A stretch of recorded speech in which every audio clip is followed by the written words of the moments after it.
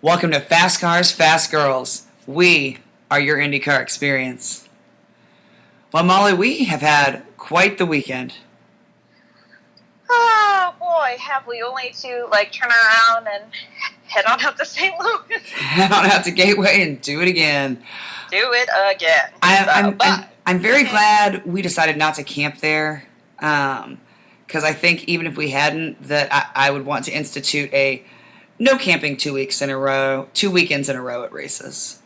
Yeah, I'm cool with that statement. It's fun and all, but you need some time off from living in a tent. And you just don't sleep as well, and it's not like this is our only job. We have to go back and try and squeeze in a full week of work in between, and I'm tired, and I'm not 21 anymore.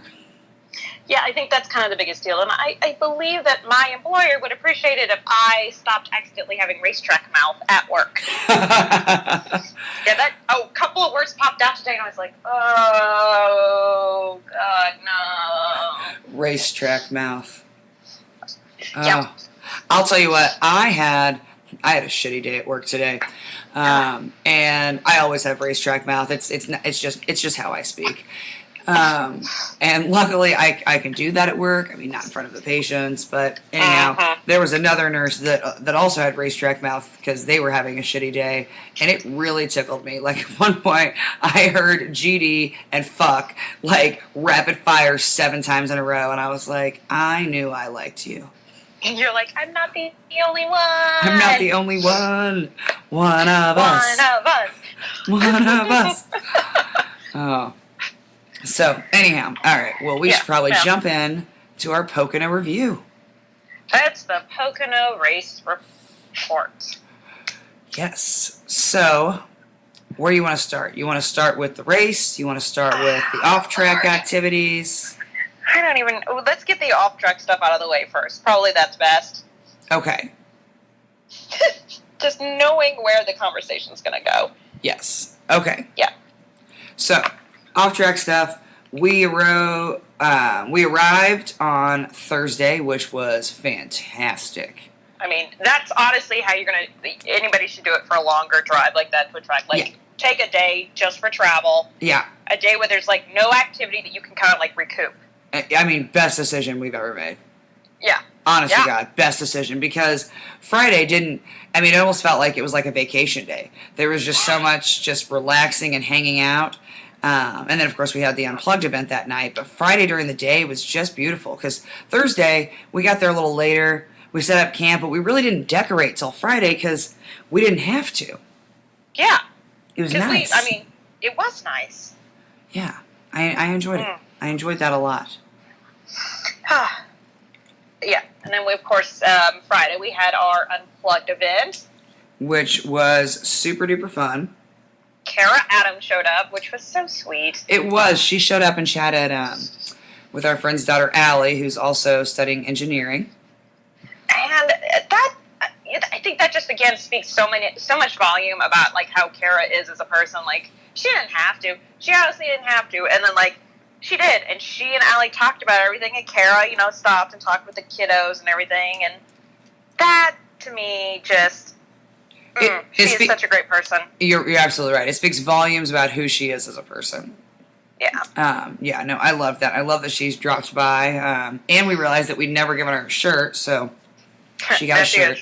Which, by the way, Derek, I'm so sorry. I forgot to get you a shirt before we left Pennsylvania. So we will send you a shirt and a sticker.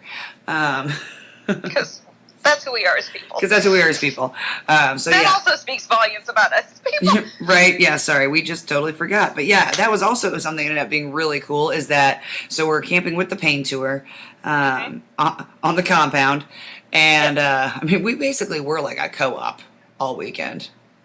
It really is. It's like a weird racing hippie commune, and I'm here for it. Mm-hmm. And even though, like a cult. Yeah, and even though, people are like, are you on this food plan? We're not sharing meals. I'll tell you what, Becky made enough food for everybody at every meal. She didn't care who was on her food plan. And they all kept offering, do you need some food? We got extra hot dogs, and we were both like, yeah. All right. I need a hot dog. Oh, so yeah, so we appreciate you. We appreciate that we were able to be part of the hippie commune, the racing commune. But yeah, so we happen to be just right across um, the gravel street of the campground from Derek from Toronto Motorsports. Which was awesome. It was awesome. And so, yeah, he and his buddy Mike were camping right over there. And so we spent most of our weekend with them as well. They kind of hung out with us on the paint tour. And so, yes, that was great because, I mean, we'd met Derek before, but we hadn't really gotten to spend a lot of time with him. So, yeah, it was super fun. Super fun. And he actually gave us some cool merchandise that they've made to give away. I mean, we already gave it away. Sorry. We gave it away during our live show, which we'll get to that because that was Saturday. But, sorry. It sounded like we have more shit to give away. Sorry, guys. We don't. We have no more shit to give away. We are shitless. That might be the only time somebody says we're not full of shit. But, yeah, so we had, Derek from Toronto Motorsports, his buddy Mike, Paint Tour, the FCFG Unplugged, Kara came. And then Charlie Kimball and his wife Kathleen came. Yeah, and they were just like scooting around on the scooter, and like they drove past, and all of a sudden we were all like, Charlie, like waving at him, and he was like, scoot, and just came on back and hung out, and like it was fun. Again, it was such a low key. It's just great. It was so great, and of course Jackson, the younger part of Ajax Racing. Charlie Kimball is his favorite driver. I mean, he just loves him. And and Charlie Kimball is the sweetest guy. And, you know, I mean, Charlie Kimball got out of his way pretty much for any fan, but especially Jackson. Like, oh my gosh. I just love it. I love how sweet Charlie is to him, and I just love how much Jackson just adores him. There's, like, video. You could see, like, Jackson, like, hurrying across like the field because there was an open field, and so all the kids were like out there playing as kids do, and like he was like, oh man, and he like books it across the field. And at this point I'm like, somebody needs to take my phone because I might cry, right? Because this is too cute for me right now. It's like the end scene of Homeward Bound when the dogs finally make their way back home and they're all running across the field to the family. Yeah. Oh, now you make me cry because that's such a cute scene. Oh my gosh, that's such a good movie. Such a good movie. But yeah, no, so Charlie Kimball, his wife Kathleen came, which I'll tell you what, every time we talk to Charlie Kimball's wife, I'm like, I fall more in love with her. Yes. Oh my gosh, I love her. Oh, yes. She's so awesome. I mean, we're just, and that's what I really enjoy about talking, like, in such a relaxed atmosphere, like, you're literally just shooting the shit with them about shit. Yeah. Like, sometimes it's racing, sometimes it's just like, hey man, like the other day I went like to this really cool place, you guys should go, and you're like, oh, that's cool, thanks for giving me a tip. Right? And that was the whole point of the FCFG Unplugged, was to have these interactions that are more than just an autograph session, where you're just shooting the shit. Yes. So, and we had a lot of fun people show up as well. Zoe from Scotland, who's been one of our followers for a very long time. That's right. Yeah, so that was great. And then, and Rick, and he has a podcast that I'm blanking on right now, and I apologize. He's the National Racing Dirt Podcast. There we go. It's not Dirt Podcast, but... No, the National Racing Network. That was Chris. There it is. Yeah. Oh, Chris that's Graham. Chris, sorry. But yeah, then there was Nick, and he's got a podcast as well. Anyhow, it was just great. We just got to meet all kinds of people that, you know, we're friends on the internet, but not in person. Until this weekend. So fun. Yeah, so. And then we meet them. And it was a good time. And we learned a new game, which is Flip Cup Tic-Tac-Toe. Oh, boy. Which is, I mean, it adds an extra element to it, and I'm here for it. It was very fun. Again, Thank you, Becky. Surprise. As Becky. She had all the food. She had the good games. Like, I'm here for it. But yeah, that was a great time. It was. And then Saturday, and I feel like now it's not a Pocono weekend if we don't have rain. No, it's definitely not a Pocono weekend if we don't have rain. Definitely that's what happened Saturday morning. So Saturday morning there was rain, which the rain didn't start until after practice would have ended. However, the helicopter was grounded because where it was, there was low cloud cover, low visibility, and winds that were too dangerous for the chopper to take off. So Yep. you can't have practice without the bird on the ground at the track in case there is an accident that requires somebody to be airlifted. Which, I mean, I totally understand that. Right. Makes 100% sense. Yeah, Not it a problem. absolutely Like, does. yep. Like, yeah. Yep. Yeah, absolutely. I mean, that's why, yeah, when I scuba dive, the one thing you want to know is how far away is the closest hyperbaric chamber? Like, and how long is it going to take us to get there? Yeah. So yeah, nope, I get that. So unfortunately, we missed out on the first practice, and then it rained. And then quads got canceled. The quads got canceled. We did get to have a 2-hour practice in the afternoon, though. That was nice. It was nice, and it was, almost like a mini race because you saw the cars out there moving around, and It proved to be like one of the more crazier times because, like, at one point the leaderboard was like nobody you would have imagined. no, It was, like Tony Kanaan, Santino Ferrucci, I think. yeah, Tony Somebody Kanaan else. led that practice. Erickson was up there, and we were just like, Yeah, Tony Kanaan led that practice for the longest time. We were like, okay, did AJ Foyt Racing finally dial it in? Like, what is going on here? oh my god, they finally removed the sandbags. No, that's Penske. Oh, my bad. Sandbagging sons of bitches. Sandbagging sons of bitches. But yeah, so that was pretty wild. But that was fun. I always enjoy a lengthier practice.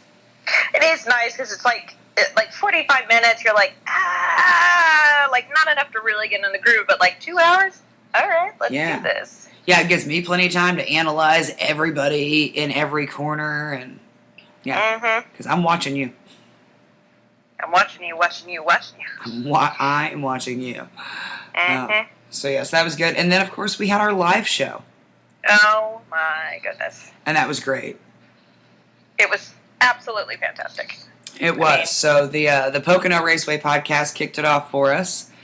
And then we took the stage, of course, to some John Mellencamp, small town. Obviously.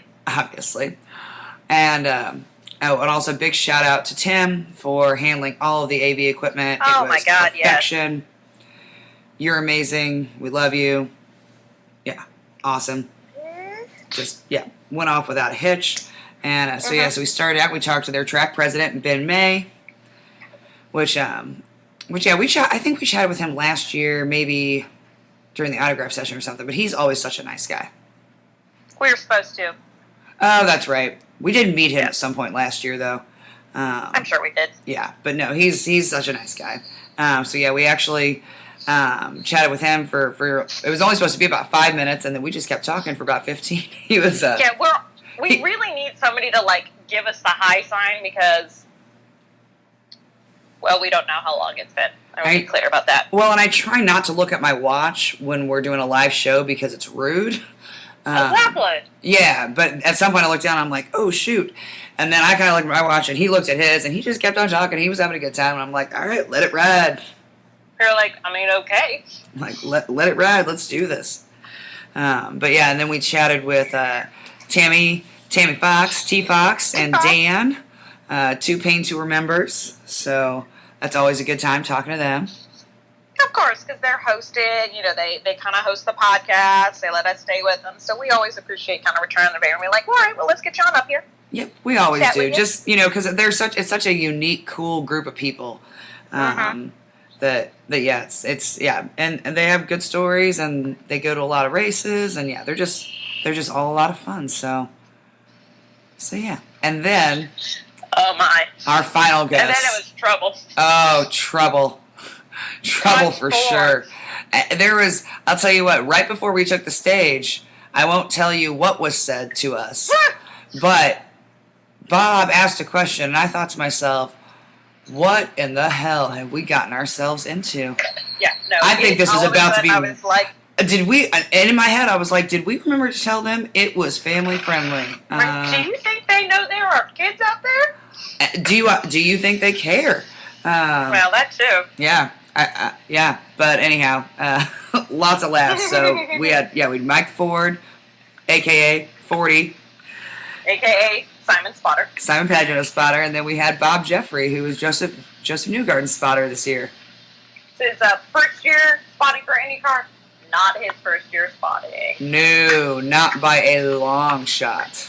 No. So it was kind of nice to have both of them up there. You know, Forty had the more IndyCar bend to it. You know, Bob was able to supplement, but he was also like, he had been doing NASCAR spotting since, I don't know, forever. Yeah. And they both just like all kinds of racing too, so that's what makes it cool. Yeah. Is that, you know, both of them have just good experience around tracks. And so even though it's Bob's first year in IndyCar, I mean, it's, you know, that knowledge transcends. Yeah. Absolutely. So, yeah, no, they were fantastic. And what are you doing? Sorry, I'm still trying to move wash over. So I'm almost done. I'm almost packed for Gateway. Okay, it's loud. It's going to be annoying on the podcast. I moved away. Okay. I just had to do it for a minute. I was like, what are you doing? I'm like, I've got my AC turned off over here for noise, and you're over there doing fucking laundry. Take a break. There's just a marching band. Got to start walking through next. Yeah, I'm sweating on my couch, and you're acting like a housewife. That's all I get. But yeah, no. So anyhow, we got so many great compliments actually about 40 and Bob, which I thought was really cool because that's one of the reasons that we love talking to spotters and crew members and things. Is because there's so many different moving parts within an IndyCar team, and you mostly just hear about the drivers. And so I was very happy that as many people that lots of people enjoyed that as much as we do. Oh yeah, and I think that's kind of one of those hidden gems. You're like, no, but really, the crew have been around it. A lot of them have like either have been with their driver or for forever, or have been with the series forever. So they've got like all sorts of shit to talk about. All kinds of stories. Yeah.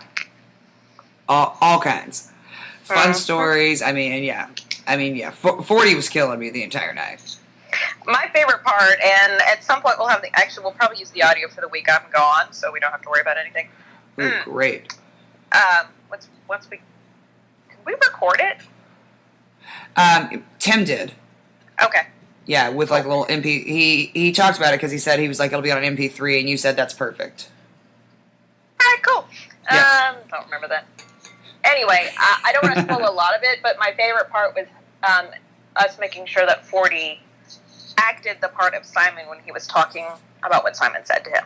Yes, he attempted to not actually do the impression. And that's not going to fly. Yeah, we were not having any part of that. I was like, no. Say it in his voice.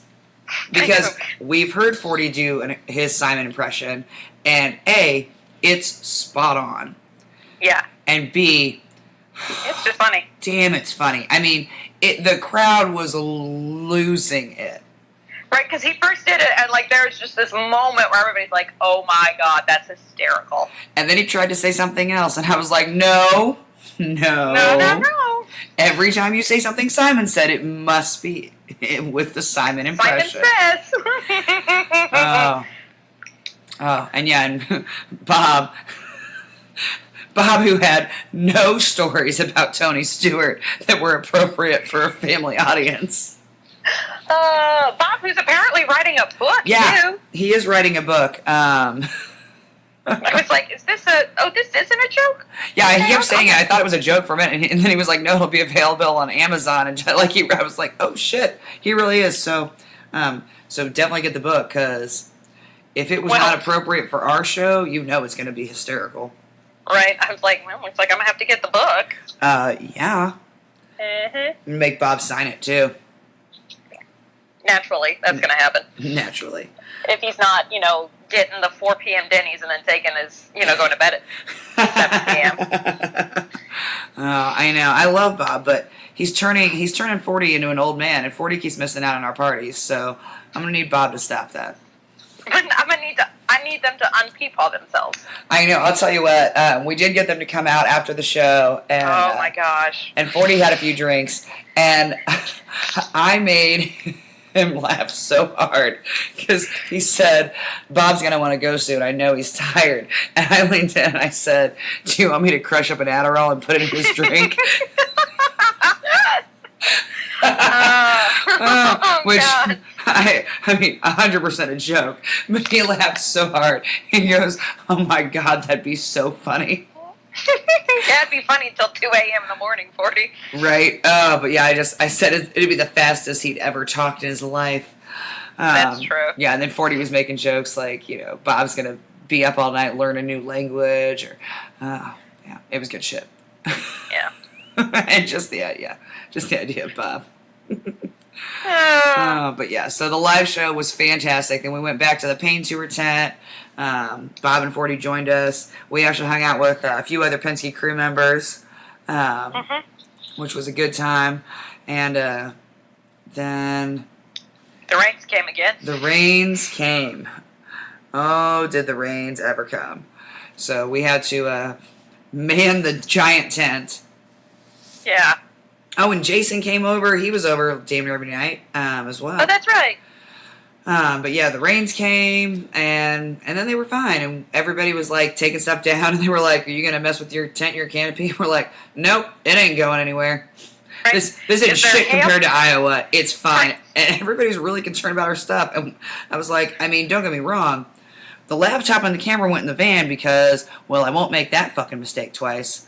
Right. Like, I got the lucky. Electronics are in the van. We're fine. Yeah, like I got lucky on the laptop in Iowa, did not get lucky on the digital camera.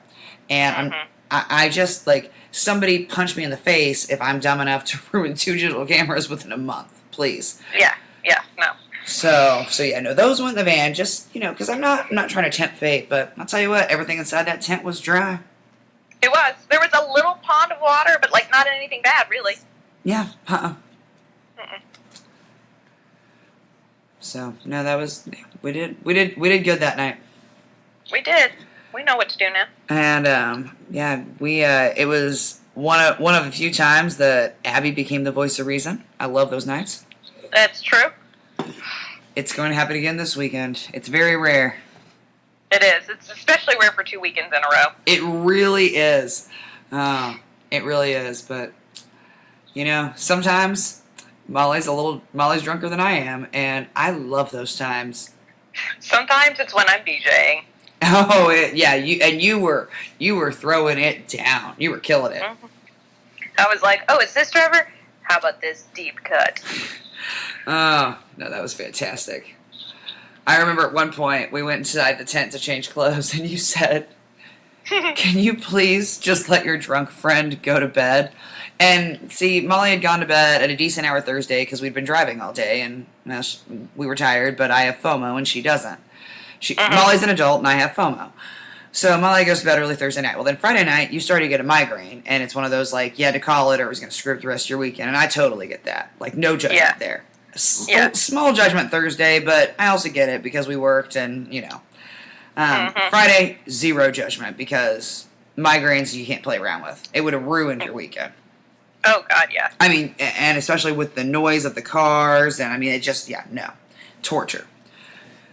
But then Saturday, I wasn't letting you go to bed early, regardless of anything. And so we go in the tent to change, and you said, can you please just let your drunk friend go to bed? And I said, I can, but I won't. Exactly. Oh. And it was good times. We had a really great time Saturday night. We did. It was fun. It was. Oh, and actually Jay and Allie drove out and actually watched Alex race that night. He was racing about 2 hours away. We obviously were in no state to drive. So, we had the live show as well, but even if we hadn't, we were in no state to drive. But yeah, so they drove out and watched Alex race. So that was pretty cool. And then they, of course, came the next morning. So It's great. it was just a great time all around. And then I'm trying to think, did we run into anybody fun on Sunday? I mean, I know we saw people, but I mean, Sunday was race day, so there was, like, packing up. I mean, we saw Jim and Rayanne. throughout the weekend. Yep. Oh, that's right. Yeah, and we did run over there on Sunday and hung out at their campsite. Ran into Debbie and Brian. We'd seen Kaz and Toko. Oh, and I assisted the paint tour in a tradition, which is to get their trophy signed by the Indy 500 winner. Of course, I cannot ask for autographs, but I can. I can lead you somewhere where you have the ability to ask for an autograph. And that's not an invitation to everybody else, by the way. That was a one-time thing. So I did get a selfie with Simon Pagino on race day, and I'm pretty excited about that. Pretty excited about that. Don't worry, next weekend's your birthday. All of the selfies. Oh yeah, all of the selfies for sure. Yeah. So, and then it was race day. Okay. So how do we do this? All right. So the internet has been out of control, up in arms. The internet's been the gift that keeps on giving this. It has been. During the whole drive, Sunday and Monday. In fact, there was somebody that tweeted, post-race Twitter is my favorite Twitter. And I was like, yes, yeah. I wholeheartedly agree. Yes. It's like, nobody's ever happy. No, not at all. And what I enjoyed is, it's the fans always get down and dirty on the post-race Twitter. But there were so many drivers talking shit, throwing shade. I mean, past and present drivers. Yes. Yeah. I mean, yeah, it was fantastic. It really was. Fantastic. So,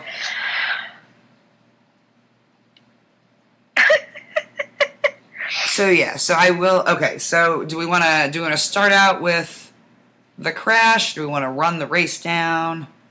I mean, if we go back to front, we still hit the crash first. All right. I mean, I was like, here's the deal. No matter how we look at it, like either we start with a crash or we run, last place first and start with a crash. All right.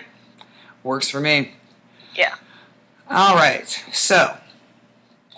Get off of my phone. Because IndyCar can't have nice things. Yeah. And we didn't learn from last year's crash before the goddamn green flag. God. And then the one on the first green flag lap. I mean, what the heck, guys? We crashed on the first lap. Again. In almost the same area. Yep. And last year on the broadcast, because I rewatched the first 10 laps. Just because I wanted to kind of contrast and compare. And they mentioned on the broadcast, they said in the drivers' meeting, remember it's a 500-mile race, just, get comfortable, don't do anything stupid, da-da-da-da. And I believe Hinch said something along the lines of, when asked if it was mentioned in the drivers' meeting, he said, let's just call a spade a spade. Nobody thought it had to be mentioned after last year. Right. Gosh, guys. But apparently, there are some people that need hairdryer warnings.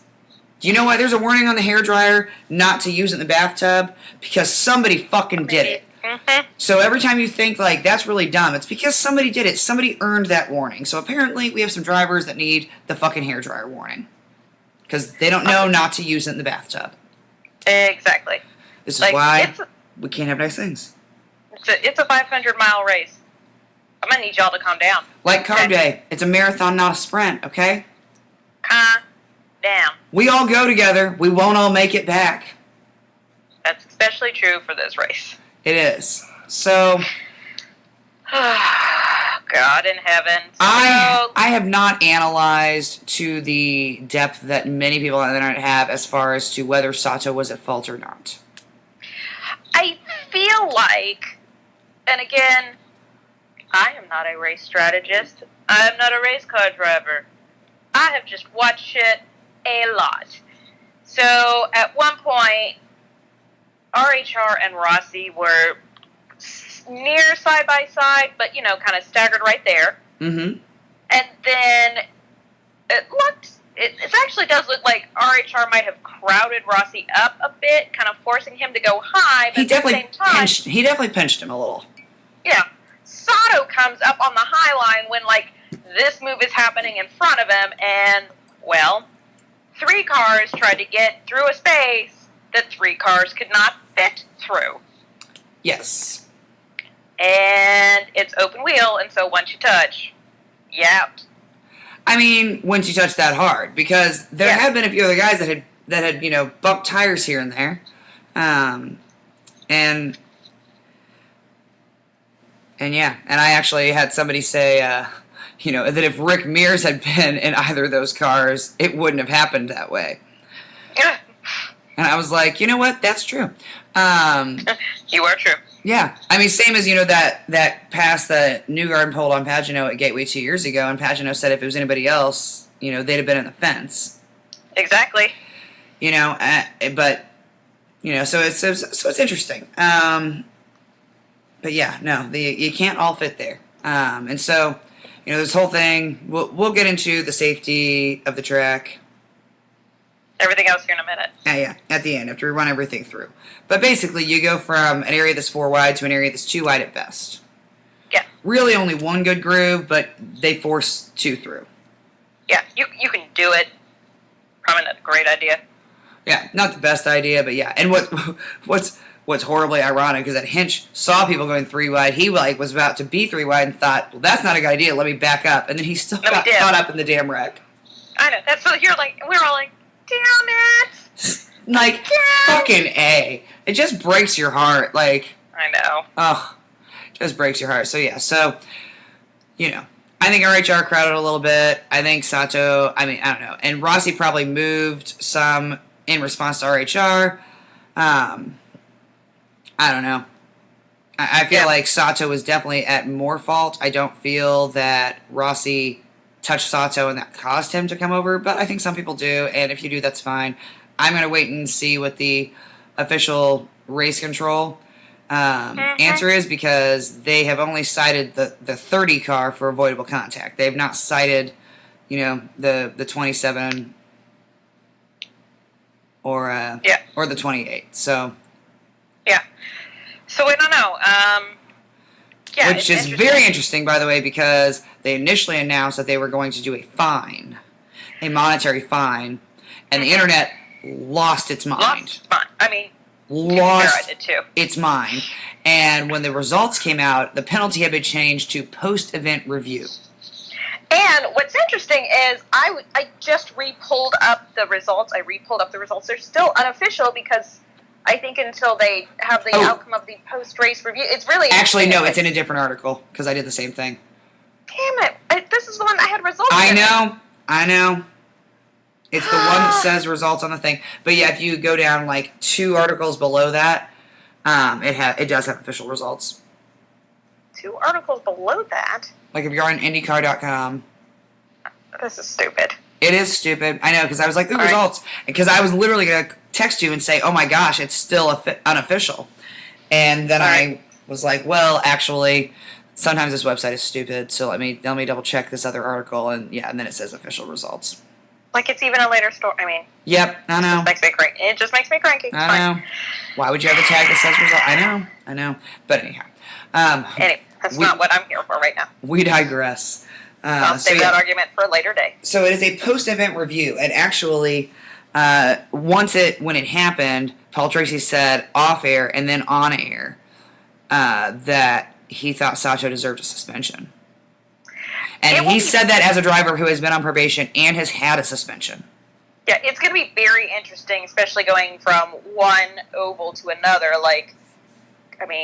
It might not, probably should not play into the decision making, but it will. It will. Yeah. Something that I found interesting when we were rereading the rules is that any driver that has 2 avoidable contacts in 3 consecutive races is automatically on probation for the next 5 races. That's just, I mean, I enjoy that. I think that's kind of one of those, like, look. Like, what are you doing? This is a fucking pattern of behavior. Mm-hmm. Now, I do think that, you know, even for the people that, even for the people who still think still think Sato's at fault, and the people who don't think he's at fault, I think we all can agree that we're all a little prone to assume that Sato's at fault because he doesn't have the best track record. Literally. I mean, yeah. Yeah.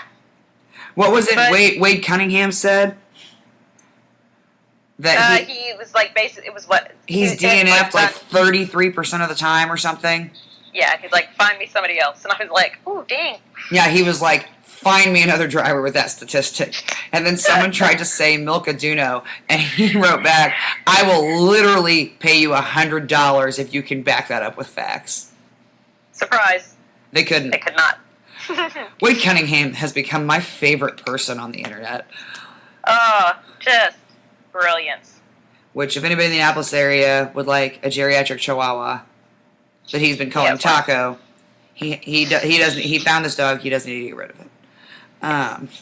Please to contact Wade Cunningham. Right? No, he actually it's getting donated to, or it's going to be it's going to Chihuahua Rescue. I'm sorry, the Chihuahua is being donated. Oh. Yeah. I'm like, what's in a bag with the rest of the Goodwill. I mean, this Chihuahua, like, Well, I mean, he's not selling it, He's. I know. No, I know. It's just the way that you're like. It's being donated. Yeah, like and a couple of old suits. You know. So. Some batteries in a drawer. Right. So Sato gets all up in Rossi's way. I mean, hits RHR, I don't know how many times. This is 2 years in a row that RHR has had a car over his head that barely didn't kill him. And, like, oof. Yeah, I mean, Sato ended up upside down. He also got pinballed back across the track. And Rosenquist, who went high as fuck to avoid all of that, got nailed by Sato's already wrecked car as it's coming across the track, which then sent him right in the safer barrier. And all of us had PTSD. Yep. I mean, I literally just gasped, and I was like, oh my god, don't get into the fence, don't get into the fence. And, I mean, it did for just a minute, but the rest of his car was so far down, it wasn't up as high as Wickens was, and so it didn't catch and do the, like, spin around like a dreidel. Yeah. And so, I mean, it hit the fence, but it came back down. Because just kind of nicked the fence, if you will. Mm-hmm. So that was terrifying. Yeah, and I think that was it. It was just those 5 cars that were involved. So yeah, Rossi, RHR, Hinch, Sato, and Rosenquist. Yeah, and so then, we had a red flag for track pickup. Yep, and to repair the fence. Again. And I was just like, you've got to be fucking kidding me. Right. I was like, we repairing the fence again? Ah, hell. Son of a bitch. Which, we'll just drop a few things about the fence repair right now, because I don't want to dwell on the fence repair, and it's only a few things. Everybody's seen the photos. And, yep, nobody was happy with the repair job last year. I actually did see some Bourdais quotes, and somebody said something about the fence, and he said he has no problem with the fence at Pocono. He only has problems with their repairs of it. Oh, God, that's the funniest quote. I mean, it's not funny, like, ha-ha funny, but just like, oh, I don't have a problem with your fence. Y'all need to learn how to repair it. You need to learn how to repair it. Yeah, apparently IndyCar had to kind of come and oversee the repairs because they weren't doing it right. And I'm like, really? Come on, guys, you're better than that. Which, I mean, what are you doing? like, yeah, what are you actually doing? And why did it look like they were just like random volunteers from the roadside out there? I mean, there were so many people. Yeah, like there were so many people that were not even official track personnel, safety personnel, etc. I mean, okay, maybe this guy's a volunteer firefighter, but how am I supposed to know that when he's wearing jeans and a Dale Earnhardt shirt? Like, I don't. It does not instill confidence. What'd you say? Was it Dale Earnhardt himself? No. No, I do not believe he came back from the grid. No, I know. He might have. You never know about Dale. Maybe it's like Elvis. There have been spottings.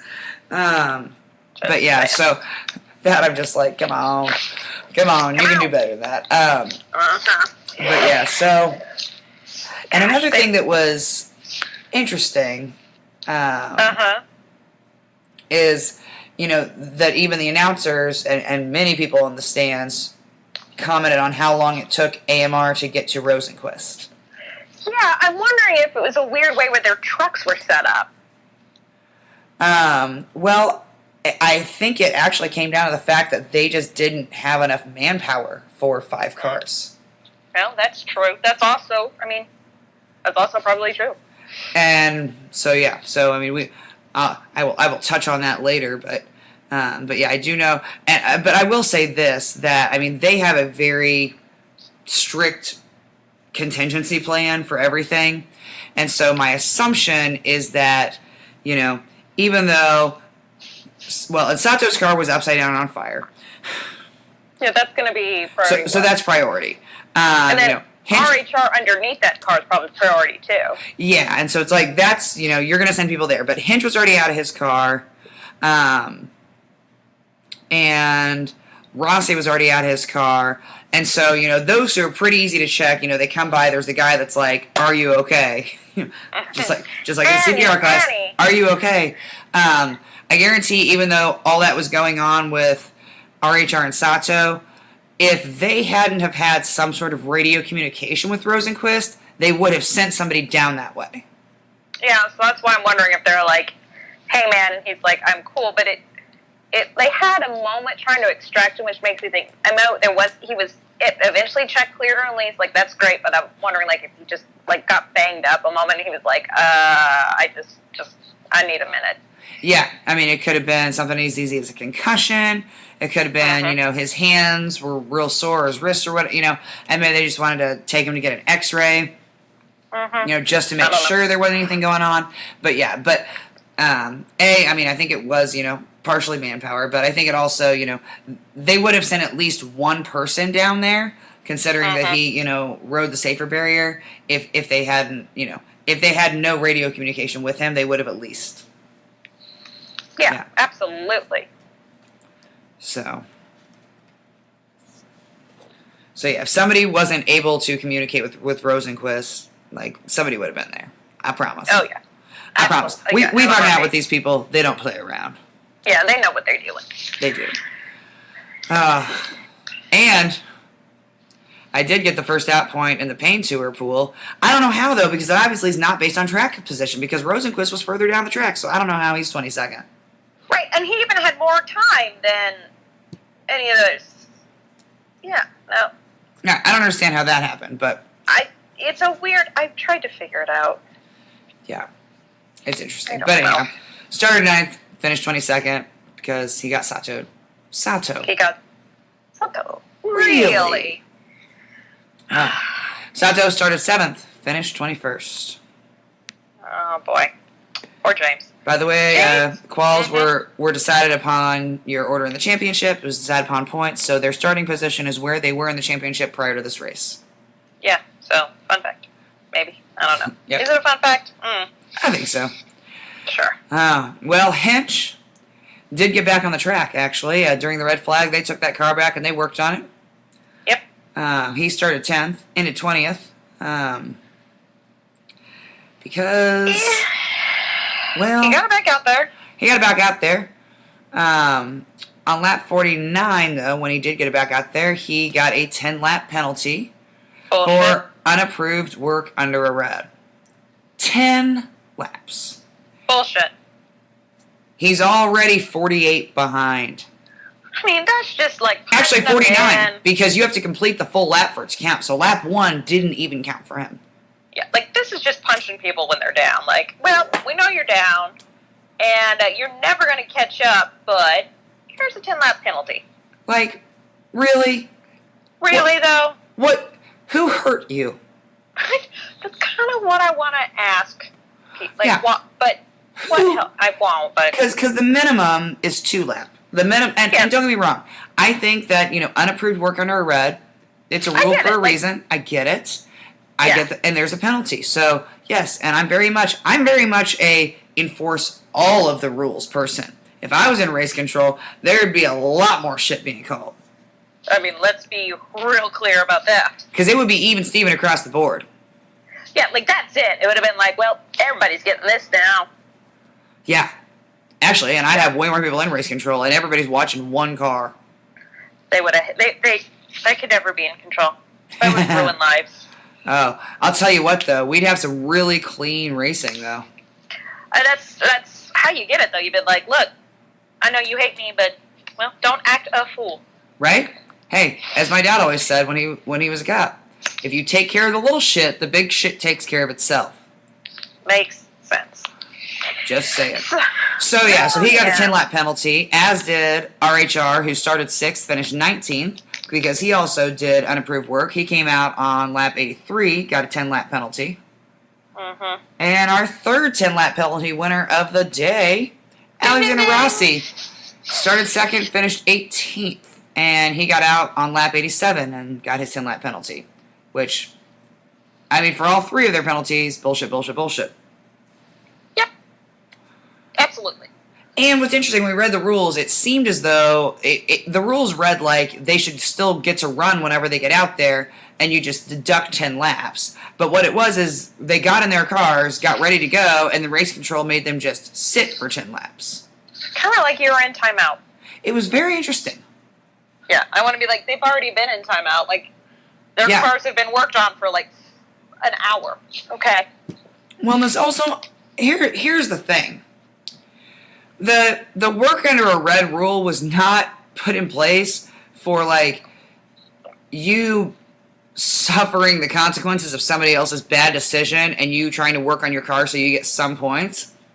The work under red rule was so that like if your car wasn't very fast or you stuffed into the wall on your own and then there was a rain delay, you didn't get the ability to fix your car and make it better while everybody else is doing nothing because they figured shit out in practice and quals. Like that was the original inspiration of that rule. Yeah, some might call it the original intent of that rule. Yeah, and so it's, I mean, I know it makes me sound like a constitutional lawyer. I was going to say a peepaw, but that's okay. I mean, a peepaw for sure. But I'm just saying, the original spirit of that rule was not for circumstances like this, I don't believe. Not really, no. And it also, I don't know. So I feel like, I mean, and, on the internet, a few people said, that the reason for the red was, or for the 10 laps is because of the amount of work that was conducted under the red. But if it wasn't their fault that they needed that much work. Yeah, like, I understand that as being perhaps a variable, but then you also, it's like mitigating and aggravating circumstances. Like, yeah, they all did a lot of work, but it's because somebody else ran into them. Yeah. Oh, just putting that out there. Yep, it just doesn't feel right. It did not feel right at all, honestly. It did not. Well, starting 12th, which good on him for being in 12th. We're not done with Hinch. What now? We're not done with Hinch. Oh, shit, we're not done with Hinch. So Hinch also, even though he was the first one back out. Mm-hmm. Oh, I will say this, just about Team Andretti. Rossi tweeted out a photo of the Andretti garages, and there's just Napa, fire suits and DHL fire suits everywhere. I mean, I don't remember how many people he said. He said, I have a lot to say right now, but what's most important is that, it was like I feel like it was like 53 or something. It was like a crazy amount of people, maybe 38. I don't know, a crazy amount of people in these garages fixing these cars. He's like, and that's awesome. Da da da. And then one of the other comments that won the internet that day said, "I bet 2 of those words rhyme with duck lotto." That was pretty good. I enjoyed that. Sorry, what were you going to say? I did want to point out, I saw a USA, so I think it was also, like, probably crew members from Marco and his team as well. Yeah, no, it was spared, yeah. Yeah, it was crew member, team members from all 4 cars, and they're just doing what they could, and that's really cool to see. I mean, yeah, that was super awesome. Like, when they showed that, I was like, all right, get some, guys. Like, that's kind of, that's old school IndyCar shit right there. It was like Yumko's after they, yes. when they kind of bend it, and then, like, got it, and everybody was like, how can we help you? Yeah, what do you need? Car? All right, we got an extra this. What do you need? All right, we got an extra this. Like, let's make this happen. It's just, yeah, that's where it's like, okay, it's a family, and, like, that's cool. Yeah, again, traveling family. Traveling circus. Yeah, who somewhat love each other? Most of the time. Yeah, depending. So yes, you might wonder how Hinch was the first one back out, and you might be wondering. Yeah, and yet finished the worst out of the 3 of them. Well, fun fact. He got black flagged. Yeah. So, and he was not pleased, to say the least. Oh, he was very displeased. He said he was pissed at IndyCar. Because in his mind, he was going faster than the 98, than Marco's car. And I don't know if that's true or not. Because when he first got back out, I was like, you know what, that car doesn't sound right. Yeah. And it was like, when it came by, I was like, he seems slow. So, pulled up my little IndyCar app, went doot, doot, doot. So, leaders were running like 208s. Yeah. He was running like a 199. At one point, he was 172. And at another point, he was 189. So that's vastly slower. It is. Like that, the 199, like, you get away with that, sure. Sure, but like the 172, no. They're gonna get you for that one. Yeah, that is not within 10% of the leader speed. And I didn't have Marco's telemetry pulled up, but I just feel like, I don't know, the average speed for Will was 168, Marco's was 165, so I feel like he was within 10% at all times. Yeah. So. I mean, he would have had to have been. Yeah. Well, I'm just saying, like, the average speed looks good for him in that way. Yeah, it definitely does. So, yeah. Yeah, just a rough day for Hinch all around.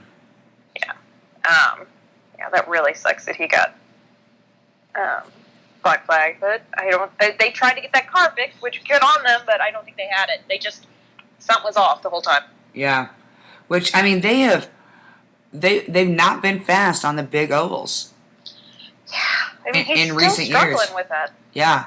I mean, I don't think it's Hinch. I don't think it's a driver problem. No, I think just like as overall they've been struggling. Overall, yeah, that team has just, I don't know, they haven't figured it out with the aero kit and the super speedways. No, not at all. Yeah, and when I say that, I know that officially Texas counts as a super speedway, but I do not consider it one. This is an FCFG. I'm just putting it out there, like, yeah. Indy and Pocono are the only super speedways on the 2019 calendar. Yeah, Texas is like almost a hybrid type. It is, yeah, because it's not. I mean, it's not a short oval. It's a medium. It's just right. It's not too big. It's not too small. Oval. It's the Goldilocks of an oval. Oh my goodness. Yeah. Yep. Yeah. So next up we have Spencer Pigot, who started 12th, which good on him for being 12th in the championship prior to that. Yeah, I mean. Yeah. I mean, he's not a bad time for him. So. No, like he's been quietly putting up some good results. But finished 17th as he had contact in turn 1. Yeah, and his damn front wing broke. Yeah, so our second caution was from laps 40 to 47. That was in turn 1. Now, what's interesting is that on his radio, he said, after he crashed, he said it's the same place I've been bitching about all day. Yeah. He said it's the same bump I've been bitching about all day. And I also heard on the radio that what happened, it wasn't that he just like lost control. He hit the bump, and it actually broke his front wing. Yes, that's what I just said. Oh, did you? Yeah. I'm sorry. Mm-hmm. But yeah, no, it's like the front wing. It broke his front wing. Yeah. What the hell? Yeah. Like. Yeah. That's crazy. And I know that a lot of the drivers talk about Iowa being bumpy, and ovals are inherently bumpy. It's a thing. Yeah. The tunnels are bumpy, although I don't know why turn 1 is bumpy there, because there's not a tunnel there. I'm just wondering, like, perhaps it's not been resurfaced for a while, and that can, in some way, lead to the bumpies. It definitely can. And again, there are bumps at our track, but we're also spoiled because ours is such a huge event that we have the money to, do more frequent upgrades. And so we get spoiled by that at our track. No, absolutely. And I will say, I think that the faster our cars go and the more, sensitive they are to things like that, the harder it makes it for a track that is a family-owned track. Mm-hmm. I definitely have sympathy for Pocono, considering that they do have limited finances, because they're the last, like, family-owned big track around. Yeah. So, like, I get it. I understand. I understand why sometimes why some of those things are the way they are. But yes, it's pretty ridiculous to hit a bump in your front wing brake. Yeah, like that there was a moment where he just went, "Are you kidding me?" 100%. He was like, "This is not real life right now, right?" Right. As he's speeding towards the wall, like, "Yeah, this is my life right now." It's like, son of a bitch. Damn it. Ed's gonna be mad. All I thought was, thank God I don't have to share a car with him this year. He was like, "Oh, thank God it's just my car." At least it's that not the 20. That was what he was thinking. Thank God it's not the 20. Thank God it's not the 20. Thank God it's not the 20. Thank God I didn't take out the 20 when I did this. That's all he was hoping for. Yep. Not the other car. Please don't take out Ed. Please don't take out Ed. Not on an oval. Daddy will be so pissed. No. So, yeah. Which, I hate that, because, again, the ECR cars are quick on ovals, and... yeah, they are. Yeah. Yeah. Yep. Our third caution comes with our next driver. It was on lap 74, from lap 74 to 81. Started 14th, finished 16th. Rookie Colton Herta in turn 2. Young Colton Herta. Young Colton Herta, who... Did he finish Iowa? Or has he not actually finished an oval yet? I feel like he finished Iowa, but I've been to races since then, and, well, I know. We've been to a lot of races this year. I'm like, I feel like he did, but maybe it's just because I want to believe that it's not true that he hasn't finished a single oval yet this season. Yeah, and also I'm not in front of a computer screen or anything like that, so I don't know. Maybe. Yeah. Maybe. I think he did. I don't know. Anyhow, but yeah. Yeah, for some reason I have a feeling he did, but somebody on the internet can prove me wrong. Well, that's fine. I feel like if he hadn't, that it would have been said on the broadcast. That's true. Yeah, they would have brought up, he hasn't finished a single oval yet this year. And we all would have been like, So yeah, poor Colton Herta. I hate that for him. He has had some wonky luck. That's it. That's it. It's never like he's out there just like screw everybody and just running into things. No, he just doesn't have good luck. No, he's just had very weird luck. Yeah. Yeah. Let's see. Next up, started 17th, finished 15th. Hey. Marco Andretti. What'd you say? Thank God for attrition. That's rude and mean. I know. Yeah, Marco Andretti. Yeah. So Not much to say about that. Eh? Yeah. I mean, again, he brought the car home at least. He did nothing real really special. Yeah. Yeah. Although, can we talk about why did he have 6 damn pit stops? I think he did have a struggle with the car. I can't really. I mean, because Laced had 7. Yeah, because Laced was struggling with the car too. Yeah, no, I mean, he definitely was struggling with the car because there was one point, and it was near the very end of the race, actually. Oh, that's right. Yeah, I mean, this was a great quote. But yeah, so there's one point that, they're over the radio and they're discussing strategy and what they're going to do and this and that. And they said, okay, what if we turn it a half, do a half turn? And then it was like, actually, maybe a full turn. What do you think? And Marco was like, I mean, we've got to do something. Let's try it. And they're like, well, do you think a full turn's going to be okay? He said, I mean, if it's wrong, it's going to be a wreck, but we've got to do something. Yeah. I was like, I mean, damn. That's some stones, though. He's like, I mean, if we don't get it right, I'm gonna end up over there in turn 2 with everybody else. But we got to do something. So figure it out. let's give it a shot. But yeah, Matthias Lace started 20th, finished 14th. Yeah, he had some weird vibrations in his car towards the end. Hence the 7 pit stops. Yeah. Zach Beach started 18th, finished 13th. What's funny is I think one of his, it's not funny, but given our season-long discussion of young Zachary Beach. Yes. Who we met his grandparents this weekend, super nice people. We did. They're adorable.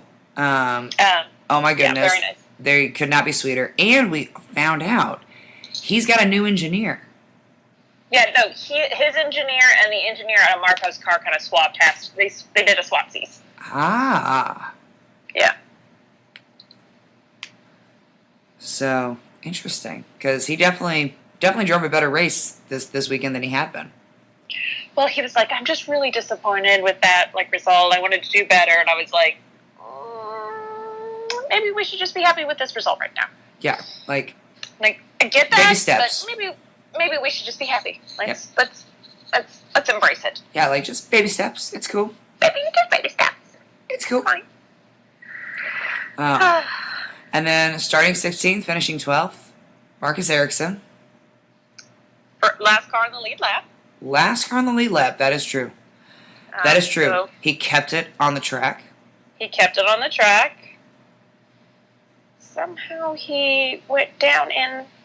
Oh, no, he went up. I keep looking at the wrong thing for, where he was and the points where he is now. So, yeah, he even went up a position after this race. Yeah. So, good for him. I mean, yeah. Yeah. Let's see. Up next, so close to the top 10, Connor Daly. Especially starting 22nd. Yes.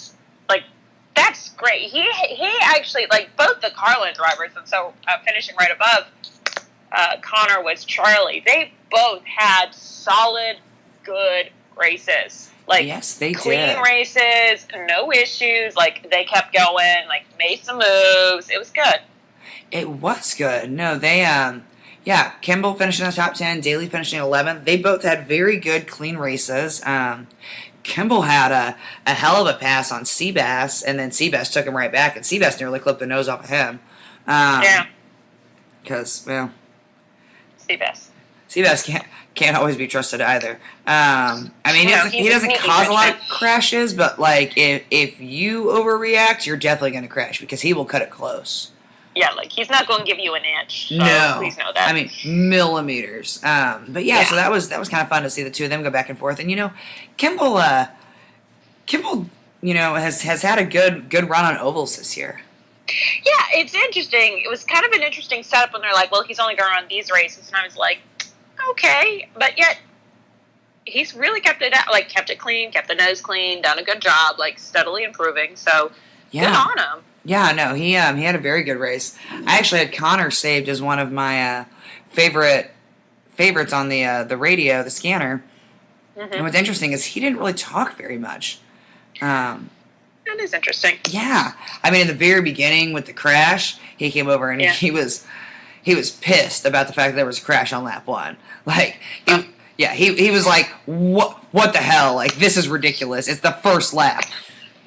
Which was everybody's reaction. Yeah, I mean, really, like, I feel like even all of the fans, as soon as it was like everybody's fine, we all had a collective of like, are you serious right now? Right, like, we can't even get a lap done? We can't get one green lap. Like, guys, it's 200 laps. But yeah, no. So he was a little angsty at that, but otherwise, yeah, he was pretty quiet the rest of the time. He just ran his race. He was like, I'm gonna do me. Everybody else can do them. Yep. Yeah. But yeah, Kimball finished in the top 10. Started 21st. Finished in the top 10. So yeah, good on you. Good on you, Charlie. And then starting 8th, finishing 9th, Graham Rahal. Yeah. So, I don't know. Yeah. Graham always complains about something, so I'm sure he complained about something. I'm sure. You know, I just hit scan as soon as his radio comes on. I don't know. Next. He's 7th in points though, which is, I mean, he's had a good season. He really has. Well, yeah. I mean, he has a solid season. He does. He just always has a solid season. That's not it. It's just he's like never happy. No, he's really not. Yeah. Well, starting 19th, finishing 8th, Tony Kanaan. What is this AJ Foyt racing? Although there were a couple times that he got passed by some people, and you know, it seemed, I don't know. I was surprised that he allowed those passes. Yeah, I don't know. That was kind of weird to see that. Yeah, especially because he ran very quick in practice. So I'm excited that he finished 8th, but I actually expected him to finish a little bit higher given how, you know, what he was doing in practice. I mean, maybe they've got it dialed in for ovals. Like, you know, we're coming into another oval after this sort of finish. Like, this could be a good race, a gateway for Tony. Oh, it could be. I'm going to eat my damn words, but I'll be optimistic for AJ Foyt racing for just a little bit. Yep. No, I'm there with you. I'm going to be optimistic about it. I'm getting nostalgic in my old age. It's fine. No, we just spent a whole weekend with the Kurt. That's it. And the Pain Tour. Got a lot of ABC supply around us. I mean, yeah, like we're starting to agree with Paul Tracy. It's time for you and I to have a weekend by ourselves again, reset things. Reset the whole kit and caboodle. Yeah. Because, yeah, when we're thinking TK's going to finish top 10 2 weeks in a row, and we're agreeing with Paul Tracy, well, shit has gone awry. Yeah, it's either we need time by ourselves or the apocalypse. Kiss your loved ones goodbye, everyone. Right? Yeah. Get prepared. Get prepared. Yes. Well, starting 11th, finishing 7th, although I'm actually surprised he didn't finish a little higher, Sebastian Bourdais. He was working on it. I think towards the end there was the lapped traffic kind of hurt some. Well, it hurt a lot of people. It hurt a lot of people. Yeah. Yeah, no, it did hurt a lot of people. But yeah, well, and I think had it not been a rain-shortened race, we would have seen more movement from Seabass and Ed Carpenter, actually. Yeah, because we're you're kind of setting up for 500 miles, 200 laps, and they did not get all of it in, so that tends to that can mess with some things. Definitely, it definitely can. And then starting 15th, finishing 6th. Ed Carpenter.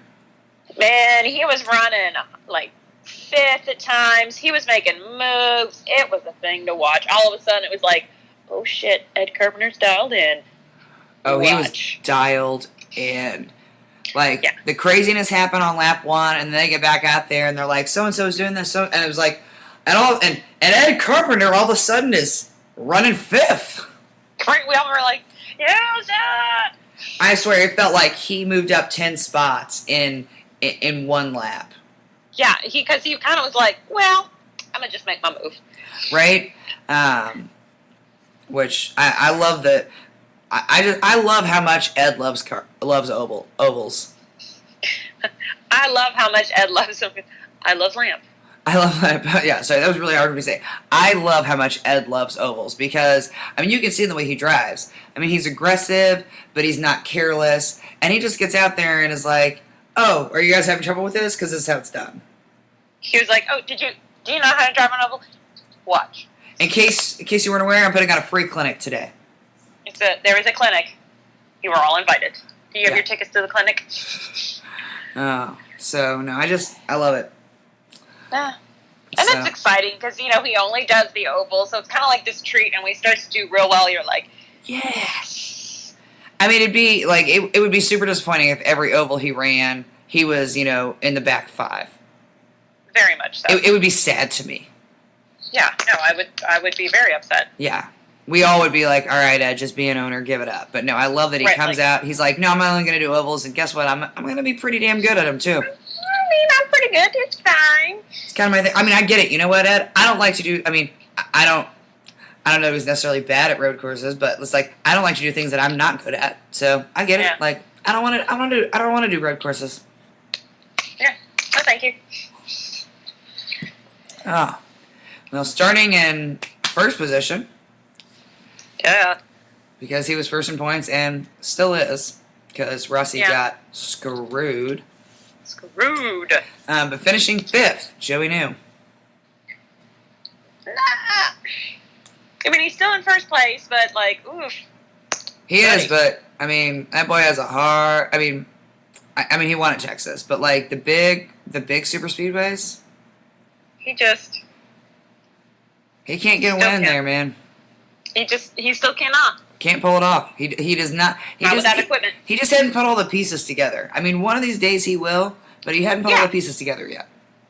Right. I don't know what's missing because he handles everything else well, and he's Texas he's kind of got on lock, but it's like there's this weird thing with like Pocono and Indy where it's like nope.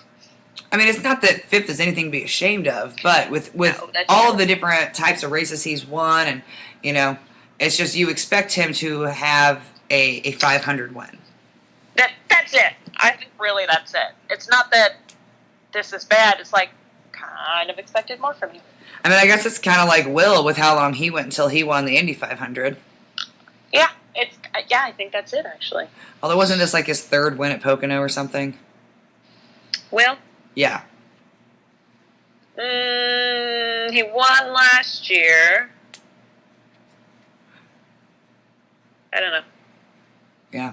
Anyhow, but yeah, still. No, he didn't win last year. I'm sorry. No. Didn't Rossi win last year? Yes. Yeah, I was like, wait a second. Yeah, no. He had pole last year. That's right. But yeah, so Joey New, but he's still in first for the championship. Yeah. And then starting 13th, finishing 4th. Very close to that podium. Yep, very close. Tied his 2nd best finish this season, Santino Ferrucci, the rookie. Young Santino, I mean, again, clean race by him. He's kind of got ovals down as strange as, coming from the Formula Ladder Series. Yeah, and he loves them. Yeah. Like, he is all about them. Which super excited. Yeah, so. I enjoy that. Because ovals are fast and scare a lot of rookies, and he's not one of them. He's like, it's cool. It's going to be fun. And, like, this is his home track, so we had, like, all of his friends and family there and, like, all of the sponsors. So that's good that it's nice that he had a good finish. It is. Because it definitely sucks if, everybody that comes out, and then it would have sucked if everybody who came out and, like, he was caught in that crash. In that wreck. Yeah. He actually came over, which IndyCar put out a video, which I will say because they are obsessed with Santino right now. They really are. I mean, like, I get it. I like the kid too, but it'd be cool to show some other videos, guys. Like, I'm just saying. Come on, have some variety. Like, who hired the intern that has a crush on him and is putting together these videos? That's all. That does feel like that. It does. It's actually just Paul Tracy. Oh, but yeah, no. After the crash, he actually said to his spotter, "Hey, thanks for getting me through that." Yeah, that's nice. It is. And fun story that we learned today. He forgot his credentials one of the days, That's and the security people at the gates of the paddock wouldn't let him in because they didn't think he was old enough and he didn't have credentials. Oh, They thought he was so just like a funny. 12-year-old who was trying to sneak his way into the paddock. That's just embarrassing. So you know that there's a minute where you're like, no, but for real.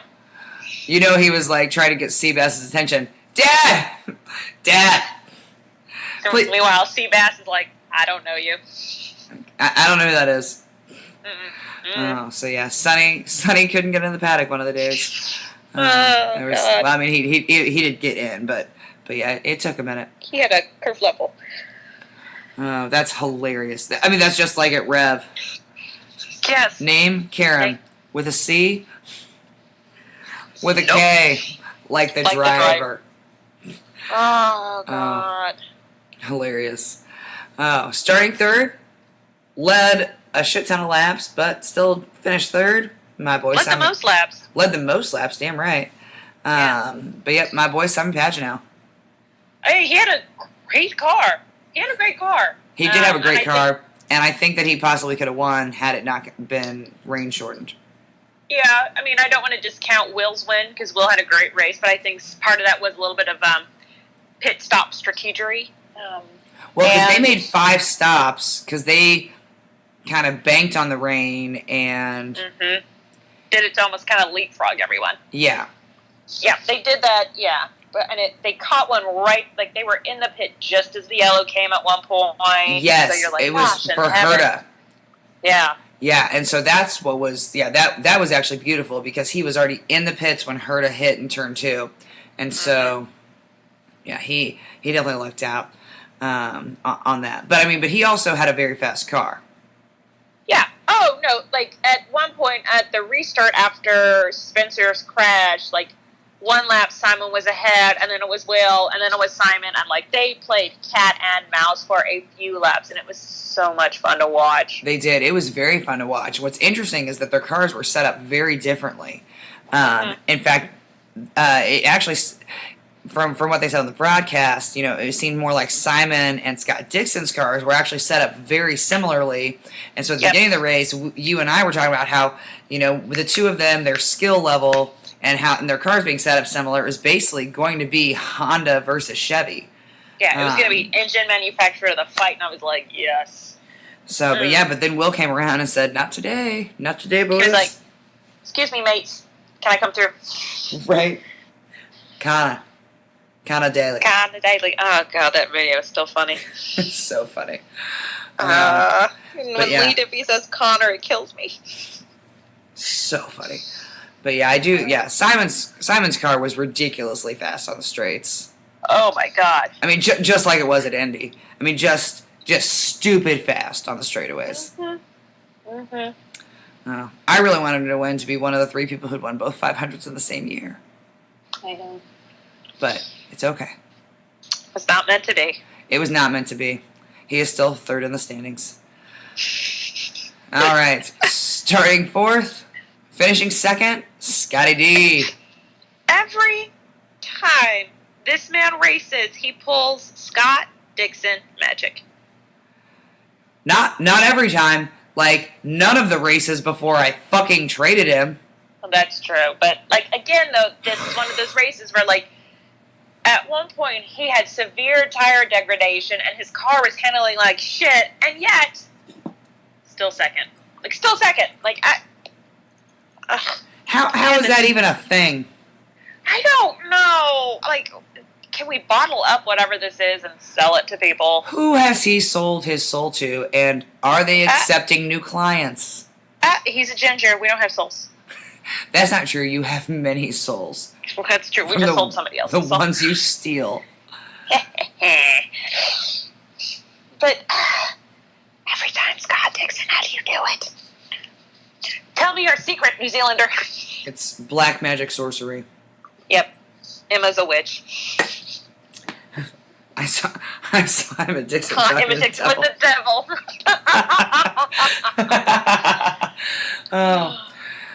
For those of you who never read The Crucible, we're sorry. Well, Yeah. actually, we're not. It's a really painful. You should. Yeah. It's painful to read, but for those of you who did have to read it in high school English, You're welcome. We hope you enjoy that as much as we do. Yeah, every time. So yeah, Scotty D, just, yeah, nope.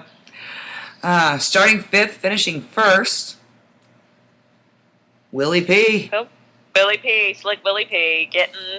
So now he has a win for the past 13 years he's been racing. So.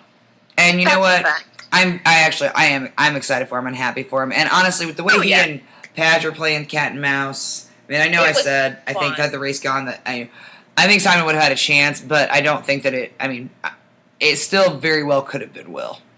Yeah, no, it was a good race. I think everything just fell the way they should for him. The car was great. The calls were great. Yeah, it was just one of those races where you're like, yeah, okay, I see it. Yeah. So and you know what? I'm glad for him to keep that streak. Yeah, because that's kind of an important streak. It was a cool fact when they said it, so I'm happy about that. I am too. Especially since every other time they've talked about some record he has, they curse him. Like when they said, you know, he hasn't not been in the Fast Six in, you know, so many races. That was the first race he wasn't in the Fast Six. And then they said, you know, he hasn't not been in the Fast 12 in this many races. Like every time they say something like that, it curses him. You just be like, stop saying those things. Stop saying it. Stop it. Oh, so yeah, I am excited for him. So yeah, so Willie P. Although it was a very like anticlimactic victory celebration because the last yellow was for Lightning, and they did 2 laps on yellow and then red flagged it. And what's dumb is that you and I we're already in the van leaving when it got red flagged because we saw the radar in the clouds and we were like, yeah, nah, our shit's in the infield. We're in the grandstands. And what I'm not going to do is wait out this massive-ass storm under the grandstands for 2 hours and hope that the van's okay with the hail and shit that's coming. No, thank you. No, thank you. And then we learned our lesson. Or run back to the van and then be soaking wet for the start of our drive home, which is 11 hours, mind you. 11. Yeah, well. So we saw the writing on the wall, and we were like, looked at the radar, looked at the sky, looked at the leaves on the trees turning over, and looked at our watches and thought, they're going to lose the track, and there ain't enough time to get it back. And they've already done more than 100 laps, so they're going to call this fucking race. So we out. Now, why nobody saw that and waved the red and the checker at the same time, I don't know. I don't know. I would have been like, we out. You're not going to get this back. You're not going to get this back. It's halfway. Call it. Let everybody get out. Yeah. And they, so anyhow, but yes, there wasn't actually a checkered wave. They just waved the red, and then it was like, all right, we're calling it. Like, you knew then you were going to call it. We knew. Right. You knew it. We knew it. The American people knew it. The American people knew it. Although I will say, again, just like at Iowa, these tracks wait too fucking long to come over the PA about weather. Yeah, we were back at the campsite, and they were like, there's some severe weather coming. And I was like, it's here. Yeah, actually, we were... Because, the cars were still driving when we were packing up. Yes. I think it wasn't until... Well, that was just like the first announcement. Oh, the first, like FYI, there's some shit on the horizon. And then it wasn't until we were actually exiting the track that they were like, hey, everybody needs to get out of their seats. There's lightning, blah, blah, blah. Which you would think that they would be a little, they would mention that sooner, considering recently they have had a death at that track from a NASCAR fan being struck by lightning. I would feel like that would make somebody a little quick to go, hey, we got lightning. Everybody out. The word hypervigilant comes to mind, is how I would deal with that. Yeah, I think that if that were to happen, I'd have been like, time for everybody to go. Yeah, like, once one person gets struck by lightning, we're not fucking around anymore. Nah, we out. And also, that you could tell that storm was going to be nasty. It looked nasty on the radar. It looked nasty in the clouds. It was red. It was a huge red front, okay? thank God that, I'll tell you what, because I actually think that we would have hit hail had we gone the way we wanted to. Yeah. But thank God the cops there made us go a direction we didn't want to, and then we just kind of did some back roading. Yeah. And Went ended somewhere up, where yep, I still don't know. We scrolled around. We might have climbed Mount Pocono in the van. I don't know. I feel like we did a little bit, but we definitely went. Like there was a climb. There was a climb, but yeah, we went further north. There was a climb and there was a random cheese shop, so we were definitely in a resort town. Yes. It advertised cheese and ice cream, and we all know that says resort town. Yes. But yeah, we ended up. It also says us, and we were both like, how much time do we have? Right? Like, well, where is this? Can we wait it out in the cheese shop? Yeah. How fast is that storm moving? But is yeah, we ended up. Cheese shops, like, is it like reinforced? Is this like what grade are these windows? Yeah, because it's the Pocono, so I don't know. Yeah. But yeah, we ended up a little bit north, so we actually lucked out. We didn't have any of the hail. No. No, we rode it out in a gas station / small truck stop parking lot. Tucked up against the side of a building. But yeah, so as we do. As we do. The Flamingo was safe. We got her in the van before it started raining. Don't worry about that. Because I wouldn't have heard the end of it. No, we never would have heard the end of it. No. But yeah, that storm, we got some videos of people that were still at the campsite, and it was nasty. Mm-hmm. They're like, this is what's happening. And I was like, thank God we left. Yeah, we were like, we made the right decision. Good. Mm-hmm. Yeah. For once, we made the right decision. Right? We did. Well, and here's the thing, though. We never fuck around if people say hail. No, as soon as someone says hail, And that was the problem in Iowa. They didn't say hail until it was too late. You can't do anything at that point. Mm-mm. No, we were screwed. So they were like, hail, and I was like, where? And they're like, oh, no, right there. And I was like, no, we can't do anything. Yep. We made our choices. Mm-hmm. So, but yeah. And so they call the race after 128 laps. Yep. And, okay. So, they've not come to a decision as to whether or not Pocono will be on the schedule next year. Yeah. And now there's all kinds of people calling for Pocono to be off the schedule because of the crash. Which... Here's the deal. It's slightly reactionary. It's very reactionary.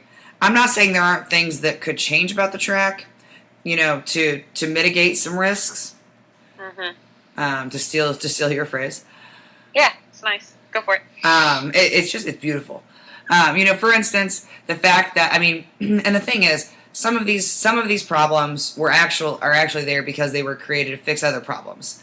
Like, the reason that it's so wide going into turn 2, well, not all that is track, some of it is apron, but they got rid of grass because grass in Indy cars is a bad idea. Exactly. Don't mix. But what happens, as you see on the start, is that these cars dip into the apron and there's no penalty. So again, if I was race control, I'd fucking penalize you for that so you wouldn't be able to go that fucking wide. Yeah.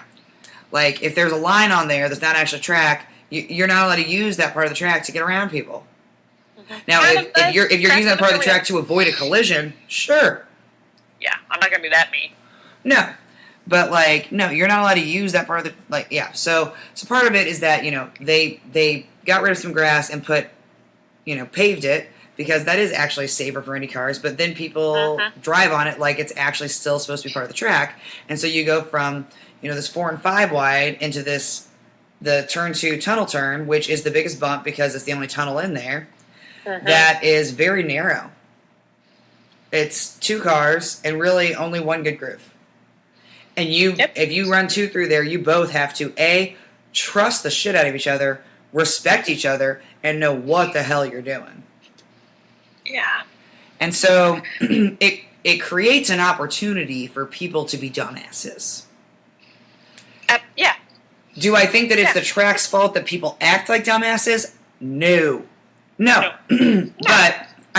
And my thing is, like, it's not a, like, oh, it's the track's fault. Like, unfortunately, the track is going to get the raw end of the deal, but it's because, for whatever reason, we have too many fucking drivers that can't be trusted to not drive like dumbasses right now. Well, I think, honestly, at the end of the day, everybody has dirty hands in this. Nobody's hands are clean. Agreed. So, yeah. The drivers, it's a 500-mile race. Please do not try and win it within the first 2 turns of this race. You're not going to win it on the first lap. You're not. Not at this length of a race. First off, Sato, the only reason that you won the 500 you won is because Dixon got crashed out on lap 53. I was winning the goddamn pool. I don't feel like you can really complain about that. No, I can't. I lucked out on that. Yeah. But you know what? That win of mine, I mean, really doesn't even count because it's not the driver I initially picked. So I looked into it just like Sato did. Yeah, but you got the money. You're damn right I got the money. It's about time. So I'm just saying. Now calm down. You got the money. I got the monies. But yeah, it's a 500-mile race. You're a mile in. Chill out. God in heaven. Chill out. Yeah. So, yeah, that's an issue. And the other thing is, for whatever reason, and again with nobody's hands being clean, so it's like, okay, the track, plays a part because of how it's set up, how it's designed. The drivers obviously play a part because this was driver error.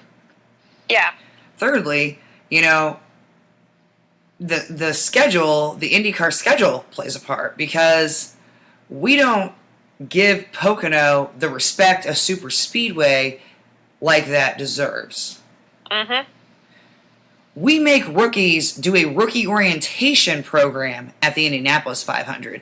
And if you don't pass, you can't even practice or try to qualify. Exactly. We don't let you on the track with other cars until we're sure you don't have your head up your ass. If you are a veteran and you haven't raced in 5 years, we make you do the veteran refresher. They made Michael Andretti do the veteran refresher when he came back. Why? Mm-hmm.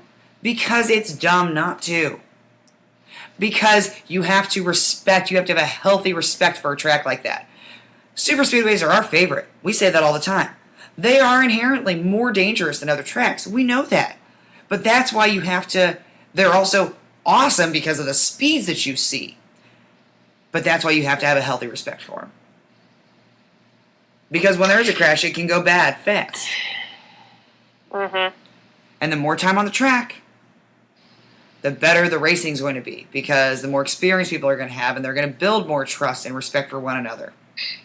Yeah, they need more than the 2 practices they got in quals. Like they had time Sunday. They could have done another time on the track Sunday. Well, and so that's another thing. Not including the race, because honestly, I enjoy Indy cars at Pocono, and I love having another 500-mile race on the schedule, and I enjoy that it's this odd this triangle, this oddly shaped track. So it's not even they don't like to be called a tri-oval. They're triangle, and so it's like it's another 500-mile race, but it's so very different from ours, and it was built for Indy cars, of course, back in the day, and I think that Indy cars have advanced technologically faster than the track has, and again, that's one of those places where it's hard. I think it's hard to be a family-owned track, but the rest of the weekend doesn't have anything else going on.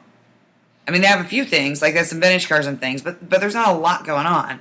And if you beefed up that weekend, then you could have room for more practices, even if one gets rained out.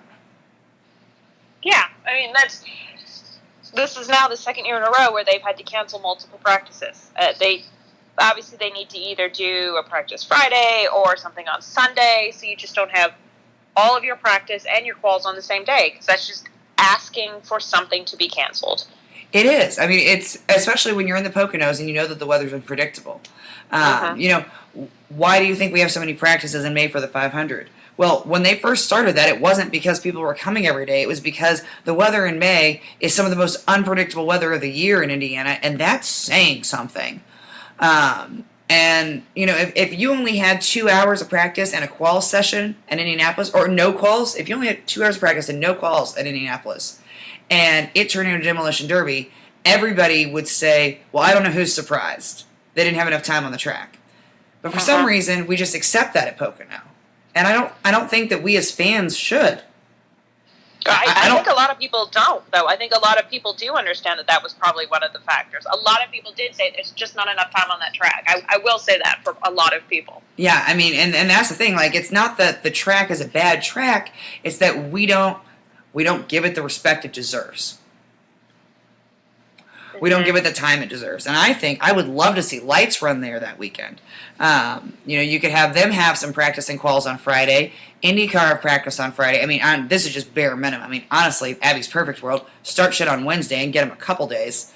You know, because you're not going to replicate May, and I understand that. It's just not financially smart. You're not going to get the same crowds. I get that. You know, but, you know, like, at least Friday, preferably starting on Thursday, you know, a couple practice sessions, and then throw in Lights with practice and quals, and throw in a Lights race on Saturday, and then you can have the autograph session for IndyCar on Saturday, and then they can even have a morning warm-up on Sunday. Or, how about this? We start the race earlier. Well, that's one option, but that would eat into the Sunday practice availability. Well, it would. I'm saying if you're not going to do a Sunday morning warm-up, at least start the race early, because that 2:45 start time just invites weather kerfuffles. Yeah, I mean, it makes it hard. Maybe I'm trying to think of West Coast markets, though. I mean, but the Indianapolis 500 started at 11 a.m. for decades. Yeah, and I understand that point, but that's two different types of, you know. Well, that's true. I'm not saying don't back it up, but I'm saying, you know, back it up an hour or two. But now that I recall West Coast time zones, like, you know. I mean, you could probably get away with 12:45. Yeah, I mean, I'm saying back it up a couple hours, but not like all the way. I think at one point we were like, why not 10? And all of a sudden it's like 10 won't work. Well, yeah, like nobody in the West Coast is going to get up to watch a race at 7 a.m. I get that. I was like, oh, that's right. Silly Goose 10 won't work. That's right. You forgot California. That's right. We forgot the West Coast. Sometimes it happens. Sorry, guys. We love you, though. But yeah, like a 12:45. I mean, because that would have bought us. I mean, with that, even with the red flag, we could have gotten the race in before the rain came. Mm-hmm.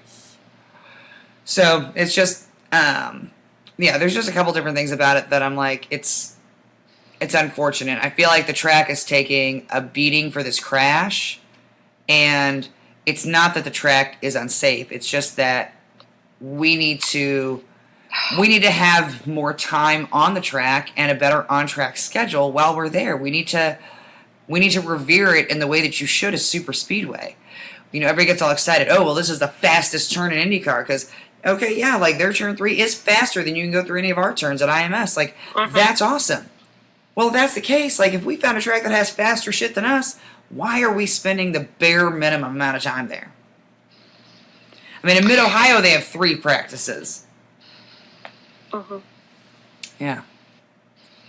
I mean, and I will say, it's not that the track is inherently dangerous or unsafe, but I think it's due for upgrades.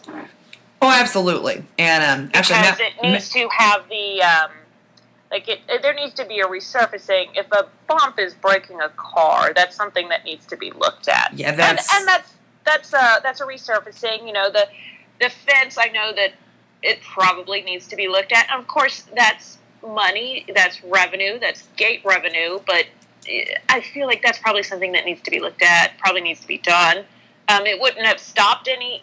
It probably would have stopped Spencer, but it's just time for that track to kind of maybe go through some updates. Now, I don't know. Perhaps they have had some upgrades, but not anything that was like pointed out after everybody was like, this place is unsafe. Somebody should have been like, oh, no, you know, just like a year ago or two it was resurfaced and they redid the fence. But I don't feel like they really, really redid the fence after last year. I think they fixed that section, and that's about it. Yeah, no, they did not have that's part of what the track needs to do is to go through and fix everything. Exactly. And again, this is where, our experience is with IMS, and, they have annual maintenance. They have, quarterly maintenance that happens to the fence and the barrier and all that, but it's, because they have more money to work with. So, yeah, I completely agree with that. And, and especially, and again, like you said, it's revenue, it's money, and I get that, but, there's only stands on one side at Pocono. So when the big problem at Pocono the big problem, part of the, again, nobody's hands are clean. Drivers driving like idiots. But when there's no stands on the back part of the track, make the safer barrier taller, because none of the cars, went up to the top of the catch fence last year or this year. They just went a little bit into it. Yeah. And it still fucked them up. So if you just made the safer barrier taller, which I understand is not cheap, but the safer barrier helps scrub off speed, it absorbs that, and it pushes you back down on the track at least. And absolutely. And there's nobody's view that you are going to impede by doing that at that track. No. I mean, honestly, I think that it would make our track safer for them to do that.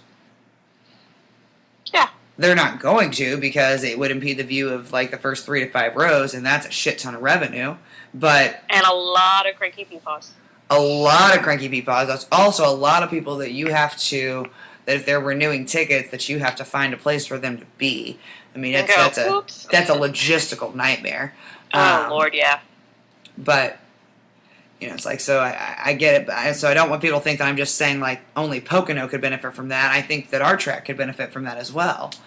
Like with Scott Dixon and Jay Howard's, had that safer barrier been taller there, Dixie wouldn't have gone quite as much into the fence as he did. Yeah. He still would have nicked it, though. Yeah. But yeah, and the turn 2, it just, that's the biggest bump. And on the internet, people losing their minds talking about, well, that's the one that's modeled after Indianapolis, so you might as well just ban Indianapolis and this and that. And Lord, I don't even have crowns and enough coloring paper to show you guys how you're wrong. Yeah, so I will just suffice it to say that there were a couple drivers, Sage Karen being one, saying that turn 2 at Pocono drives nothing like any of the turns at Indy. That it's so different that he actually said it's so different I can't even explain it to you. Yeah. And and just if you look at geometry, trigonometry, physics, etc. Yes, it's modeled after Indianapolis in its banking. Yeah, that's it. In its banking alone, that is it. And now, it's not even like the exact same banking as Indy. No, it's close, but it's not exactly the same. And the straight that leads in and the straight that leads out are both very different than the straights that you have in any of our 4 corners. And we have there's only a tunnel under turn 2, and it's at the very beginning of it. Otherwise, we don't have tunnels under any of our turns. Whereas this track has a tunnel under the apex of the turn, and you can see the bump from the stands. And it happens to be one of the nearest parts of the track. So for all of you who are like, well, if we ban Pocono, we have to ban IMS. Like, calm down about the turns exactly the same. It's not. It's never going to be exactly the same as a different track. Also, we're not saying ban Pocono. No, that's not it.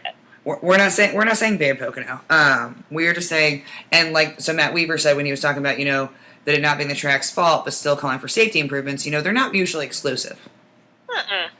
Like you can still think that the track is a place that we should race on, and still call for some improvements and some things that maybe can make the weekend or the event better. Yeah. That's not, I'm not anti Pocono. Yeah. I actually really enjoy Indy cars there, and I think that they've had some unfortunate events. Justin Wilson's literally could have happened anywhere. Oh yeah, no, that one was just one of those. It happened to be at that place. freak accident. Yeah. I mean, it had nothing to do with the setup of that track or anything else. It just that's where it was going to happen. That could have happened at the IndyCar GP. That could have happened at Mid Ohio. I mean, that could have happened on St. Pete. I mean, a piece of the car coming off and hitting you in the head, that is a freak accident. Literally any style of track that could happen on. Yes. Robert Wickens. I think part of that was like the two and the narrowing of it, but a similar accident like that could have happened somewhere else. Absolutely. It could have happened at Texas or at IMS. Mm-hmm. I think a big part of that accident was lack of time on that track, and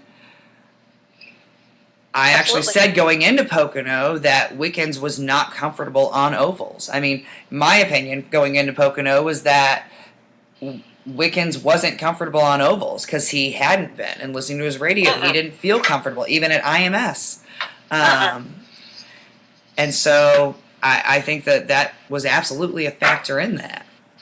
Yeah, 100% on that. And I mean, it's not just the track. I think there's a lot of stuff that needs to be done that can fix it, but it's not just the track's fault, which is always a weird thing to say, like the track was out there and like beating people up. It right, happened, but I mean, it's an inanimate object. But no, I mean, it comes down to drivers not making great decisions, but the more time you have on a track, the less likely you are to make dumbass decisions on said track. Exactly. So yeah, it's very interesting. But yeah, I do think, I mean, I understand why IndyCar might not go back there. Yeah, and I think there's probably some other discussions and other reasons that we're just not privy to because, well, it's, in a certain select group, and who knows, so. Yeah, and, I mean, there's, they have been growing in fans, but, like we said, it's, the weekend kind of needs beefed up more on track. It needs beefed up more off track as well. There's a couple different, Road America Mid Ohio both have camping contests with themes and all that business. You could easily do that. It doesn't cost you any money. No, not really. And the off track events that were happening, they weren't promoted that well. No. So I mean, there were a lot of ways that as much as I love that track and I love our time at that track, there were a lot of just little things that I was like, they're kind of shooting themselves in the foot here. Yeah. I'm like, I'll be sad if we're not there in 2020, but at the same time, I'm like, there's a few things that I feel like you're kind of doing it to yourself a little bit. Yeah. Like starting with, we check in for camping and we hand them our tickets and they say, what color wristband do you need? How the fuck am I supposed to know? I just drove 11 hours from Indiana. I don't know what fucking color wristband I need. I'm camping. This is the ticket. It tells me where I am. What does that mean? Please to look. I don't know. And why do we need a ticket and a wristband? It doesn't make any sense. Wow. But yeah, so just like little things like that I'm like, I think, well, and Doug Bowles actually has said to us, what's interesting is that there's so many things that happen prior to a race or a race weekend that define how somebody feels about it that actually the track has no control over. Like, Doug Bowles says, people are stuck in traffic for 5 hours. They are already starting their day off bad coming to the race. And the track has no control over that. And so, IMS kind of goes above and beyond to try and make sure that your experience when you're there is really good so that it makes up for any BS that may have happened on your way to the track. To the extent of, we're at an open test that gets rained out, and Doug Bowles shows up with a case of Miller Lite. I mean, that's perfect. So, it's just kind of some, and just kind of some little things. And like, did that make us see cars any sooner? No. No. But it did make us feel like somebody cared. Exactly. So it gives that just that little family touch, which, for the most part, Pocono's got a really good hold on a lot of that. They just need to beef it up some. Just a little bit. Just need to beef it up some, and yeah, I don't know. Think outside the box on a few things. Yeah, and I think this is a track that has a great opportunity to do that. Like, here's what every other track does: do something different, make it kind of take a spin on it. Yeah, if you're gonna have a camping theme, make it a Pennsylvania camping theme. Like. It's a big state. I mean, not necessarily. I mean, just saying it's a big state. There's so many different things that are, home to Pennsylvania that you could probably spend 10 years having different Pennsylvania specific things. Yeah. So, yeah. But yeah. So it's just interesting. I mean, even the live show got tweeted out. Well, the live show started at 6. It got tweeted out at 6:45. That's just like microcosm of, I'm like, is there any of your foot left to shoot right now? Right. Just some things you're like, I feel like you could do better. Right. That's kind of it. Like, okay, but be better. Yeah. So, I mean, but again, none of that is based on the crash. The crash, I think, is just, yeah. Yeah. Drivers need to get their shit together.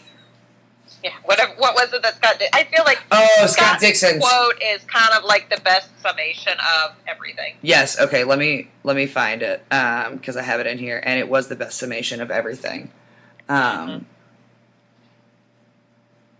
see.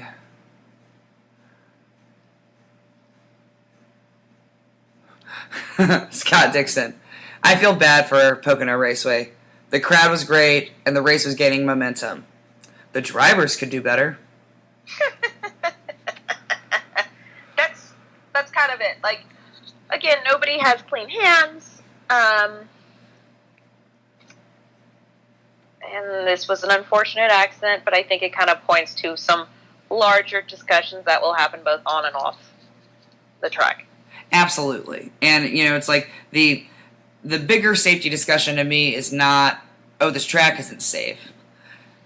No track is 100% safe. This is open wheel racing. It's inherently dangerous. And so I also don't want anybody to think that we're being Pollyanna and we want to sing Kumbaya and, or as, the biggest ridiculous people on the internet have suggested that we just use remote controlled cars. Calm down. Reel it in. Whoa.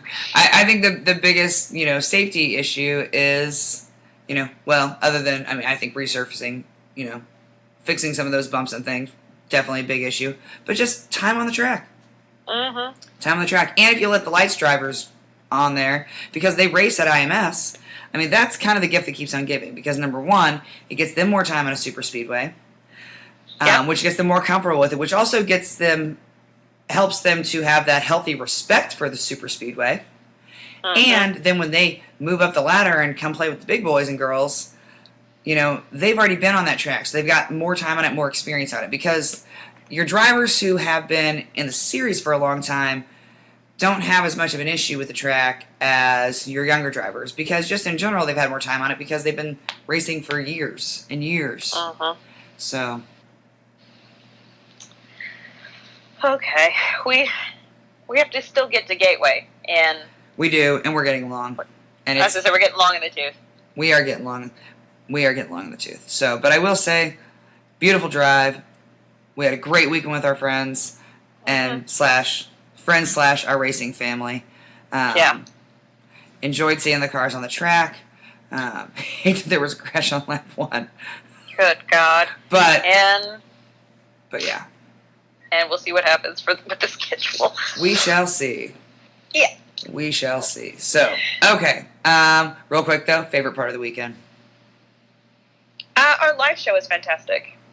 Our live show was super fun. Yeah. It was super fun. I think mine was when I was playing Flip Clap Tic-Tac-Toe with all the Muller sisters, and I was designated an honorary Muller sister. Okay. And then I motorboated all of them. Because, well, I was just excited.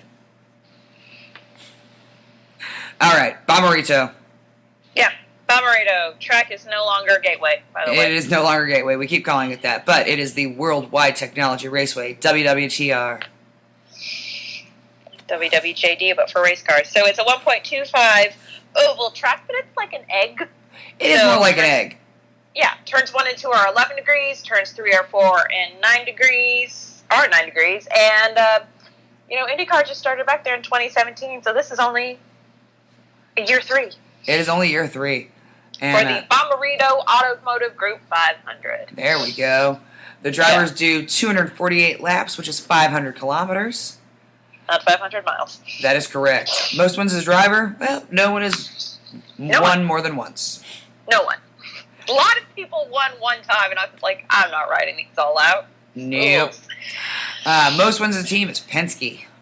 Yep. Fastest lap, Willie P. 2017 qualifying. He had a 189.709 miles per hour. Yes. And in fact, in 2017, he won the pole with that time. Yeah, he did. 2017, our winner was Newgarden, which was the year he won the championship, actually.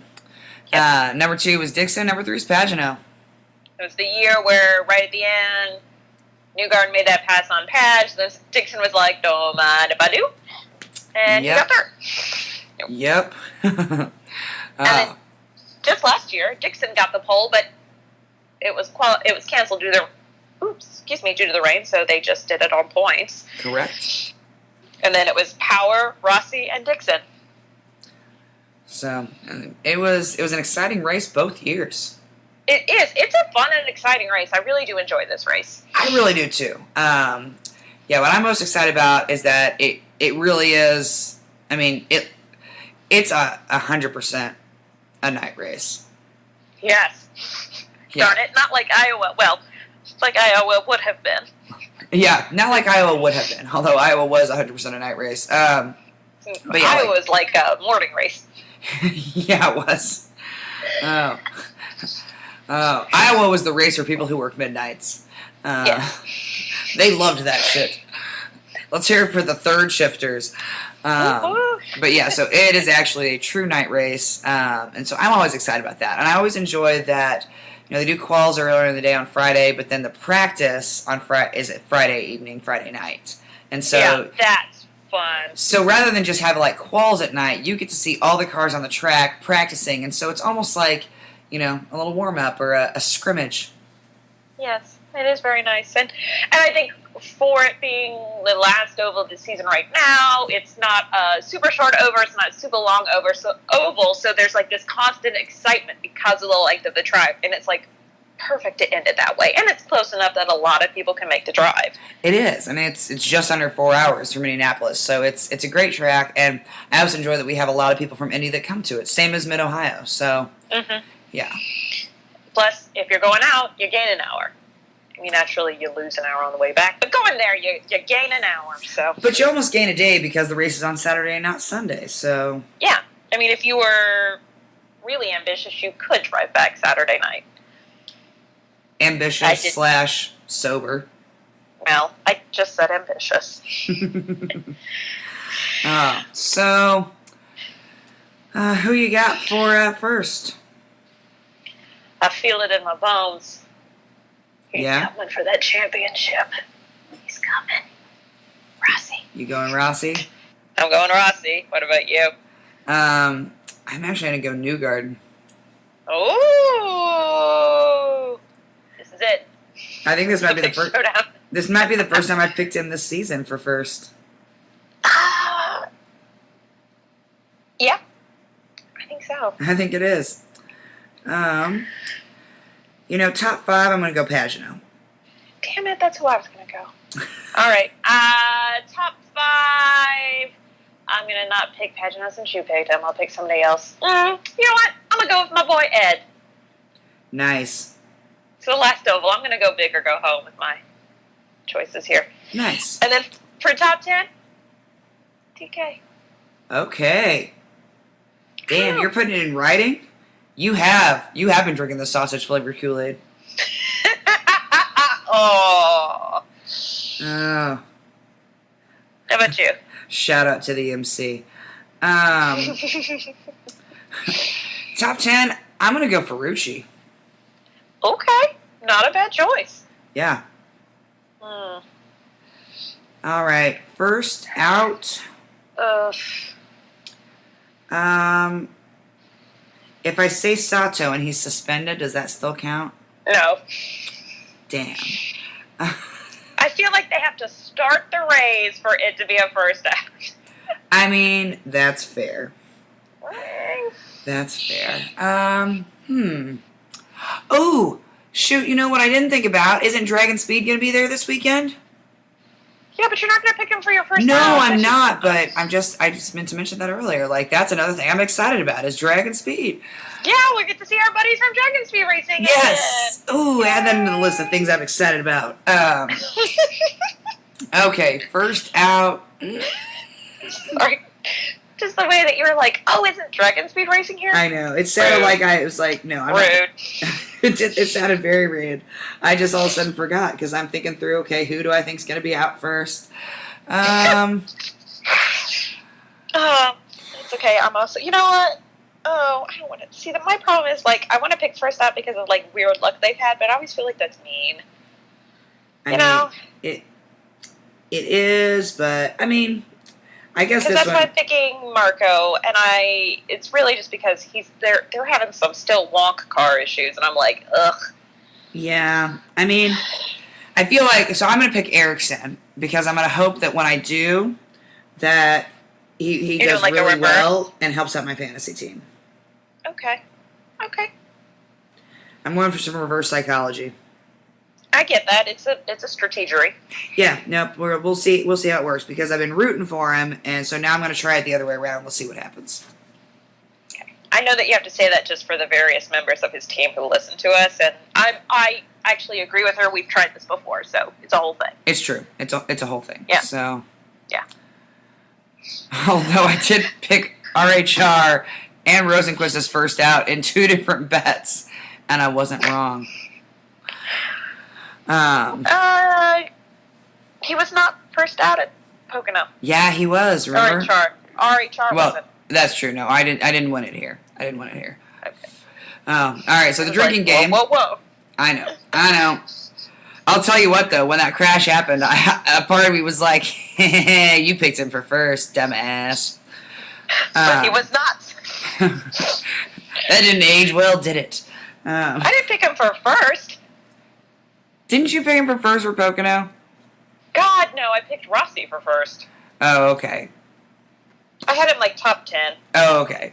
You had him in there somewhere, and I was like, yeah, I'm picking him for first out. Just to be an asshole.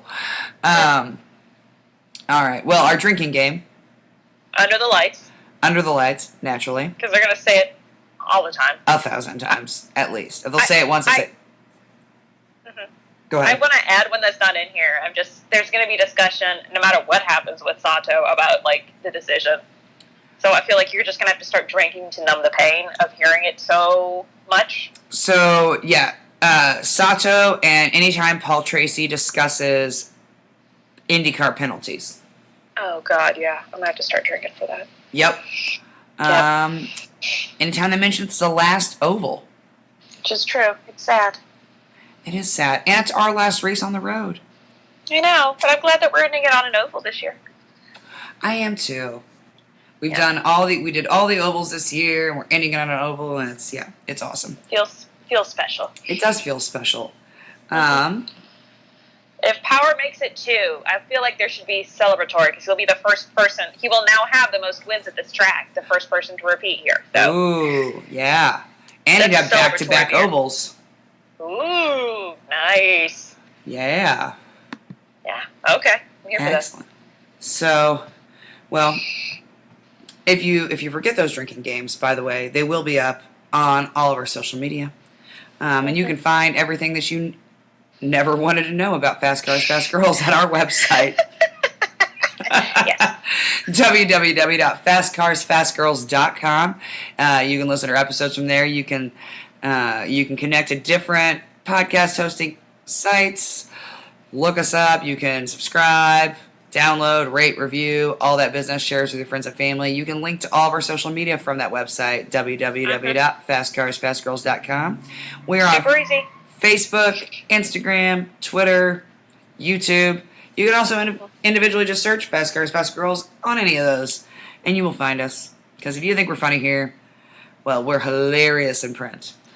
Which, speaking of, Molly has a blog, and she's not actively writing right now after the Matter Day baptism, but she's got a lot on there, so you guys sent my laptop straight to hell.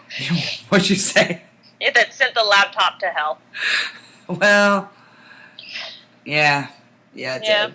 It did. It's okay. I'm sorry. It's okay.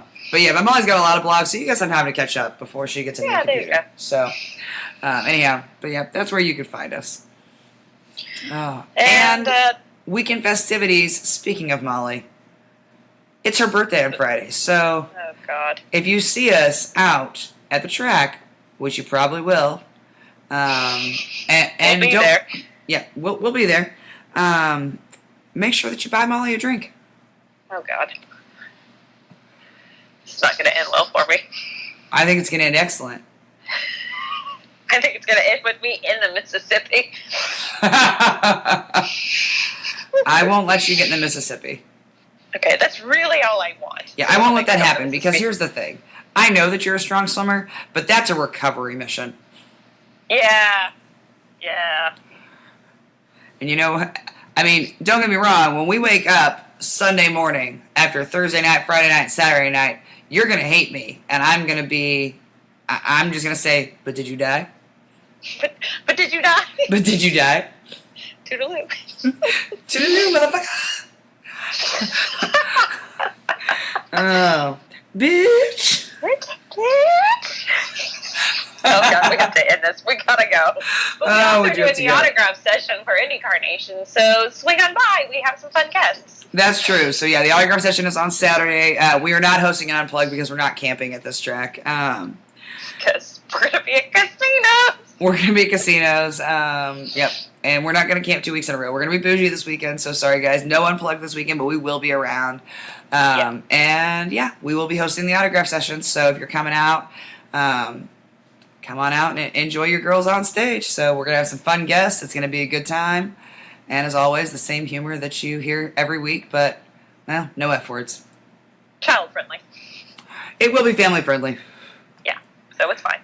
All right. Well, I think that's it. Anything else you want to add?